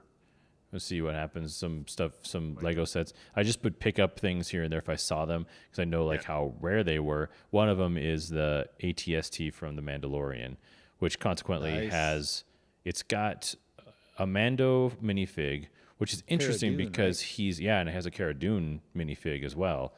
But the Mando minifig is his new Beskar armor, even though he has the new Beskar in that episode. So that's kind of interesting. Like it's kind of weird that they have him painted like the pre-new Beskar. And the other thing is I actually bought another advent calendar again from last year because they just had them on Amazon for sale for some reason. And I think it's a really interesting one because it's the first year that there was a Christmas special, Lego Christmas special. And so it's got the Darth Vader and the Christmas sweater and Poe and all those people, but it also has the little miniature Razor Crest, which is, so I'm kind of thinking maybe I should just hold on to it in perpetuity and just see if in 15 years it's worth a lot of money. You know what I mean? Just because no reason not to. Google the 2010 Lego Advent Calendar, and it's like $500. Yeah, exactly. That's why I jumped on this one, the Bad Batch, because if you try to search for like Ahsoka Tano Lego, her minifigure alone is $45. Yeah. Wow. So that's why I got this Ahsoka Tano Black Series. This is the Clone Wars version, which is going to be much different from if they do a Mando or a Black series version of her once she gets her own show. So it's going to be kind of an interesting thing to see how much these things are worth in the future. And anything clone related seems to be pretty hard to come by for some reason. Oh yeah, it's become the thing. Yeah. It really has. Like all of a sudden, it's like that's now the cool hip thing. Well, this thing was like, this one was $20, and brand new at, when it came out at Target, it was like $6.99 or something. So, but get the big one of this, the big one, forget about that. Like getting one that's in good shape, that's not like $60 was like impossible. Oh, yeah. And it's weird because I like 100, 200. Yeah, for sure. And in a way, oddly, I kind of hate this design. Like I hate some of the prequel design. Like, I mean, I idolize Doug Chang. Like I love those guys. Like they're amazing people, but some of that era of Star Wars is just kind of like woof. But then it starts growing on you, and then you start to look at it and you're like, no, that is actually kind of cool. So eventually you kind of so different. Yeah. Yeah, because I think when you grow up with this is like the benchmark in a way. So, but yeah, it's kind of cool. I think with the transport in particular, it felt so foreign because it was open. Yeah. Whereas like our spaceships were always sealed. Mm-hmm. And then these were the first ships that were like, wait, did that just open like a minivan? What the hell is happening? Yeah. Like, what is that? Yeah. And then, especially when it was full, flying minivan. It was full of for clones. It was full of clones, which for us growing up were the bad guys. The stormtroopers were the bad guys. And all of a sudden you got Yoda in a minivan with a bunch of troopers. You're like, this feels so weird. Yeah. This feels so weird. That's a good point. Yeah. It did feel weird for that reason. That's why I love that era, because I'm like, there's Jedi and stormtroopers are working together. Awesome. And the stormtroopers are capable. Great. Yeah. That's why I have high hopes for the direction that the Bad Batch is going. I wasn't worried, but and then at the end I saw Dave Filoni, like, we're good here. Yeah. I mean, it's him. I'm fine. It's going on the shoulders of all those things. Yeah. So. Yeah. I can't remember what the Rebels pilot. I guess it was good. Like it had a bar, more than Clone Wars was like. Its start was rough, but Rebels was much stronger, and I'm sure this one's just that much stronger in the pilot. Oh yeah, I think you'll really like it. It's really good. Yeah, I want to wait till I'm like slept in and have energy. I would, what I would honestly do is I would wait a couple weeks to give it like that 3-episode bump, so you could just like boom, boom, but watch like 3 of them bang through in a row, because this one, a lot of information and a lot of setup, but now I'm like, okay, let's give me more. I kind of knew all this, so let's go. I need stuff. Gotcha. Yeah. So I would wait and get like 2 or 3 under your belt and then watch it that way. Yep. Or at least give yourself the option of like, if you watch one, you're like, I'm good. But if you're like, now I have to watch another one, you can, as opposed to me where I'm like, okay, we're waiting. Yeah. Yeah, that'll be but for a person like me, jumping into it would be kind of fun, because I don't have to know a lot to go in and watch it, right? Yeah. No, they do a really good job of walking you into it. Yeah. I was thinking about doing a Rex cosplay someday, because I saw, because I've got all the Zack's building the clone old guy armor, Rex, like or medium Clone Wars Rex? medium old, like after Order 66, where he's kind of like, the good guy sort of like look would be kind of groovy. So I kind of caught myself up on all that just for fun. I watched like those episodes or those scenes from Clone Wars, like during the Order 66, and kind of him kind of like, breaking the microchip and all that kind of stuff. It's kind of cool. It's good stuff. I like him as a character. It's good character. Yeah. Good stuff. Yeah, It's right good around there stuff. is when you learn about Echo. So you could watch those, and because the Bad Batch shows up right around there. What is Echo? Echo he's one of like the that clone patrol where there's like Rex, Echo, Fives, Destroyer, and somebody else. But Echo gets captured or killed. You think And then killed, you right? think killed, but then you find out down the road that he was not.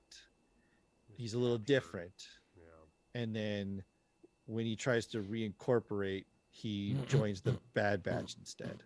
A little bit of a spoiler there, but yeah. No, it's that whole section's really cool too. So I have to check it out. Go.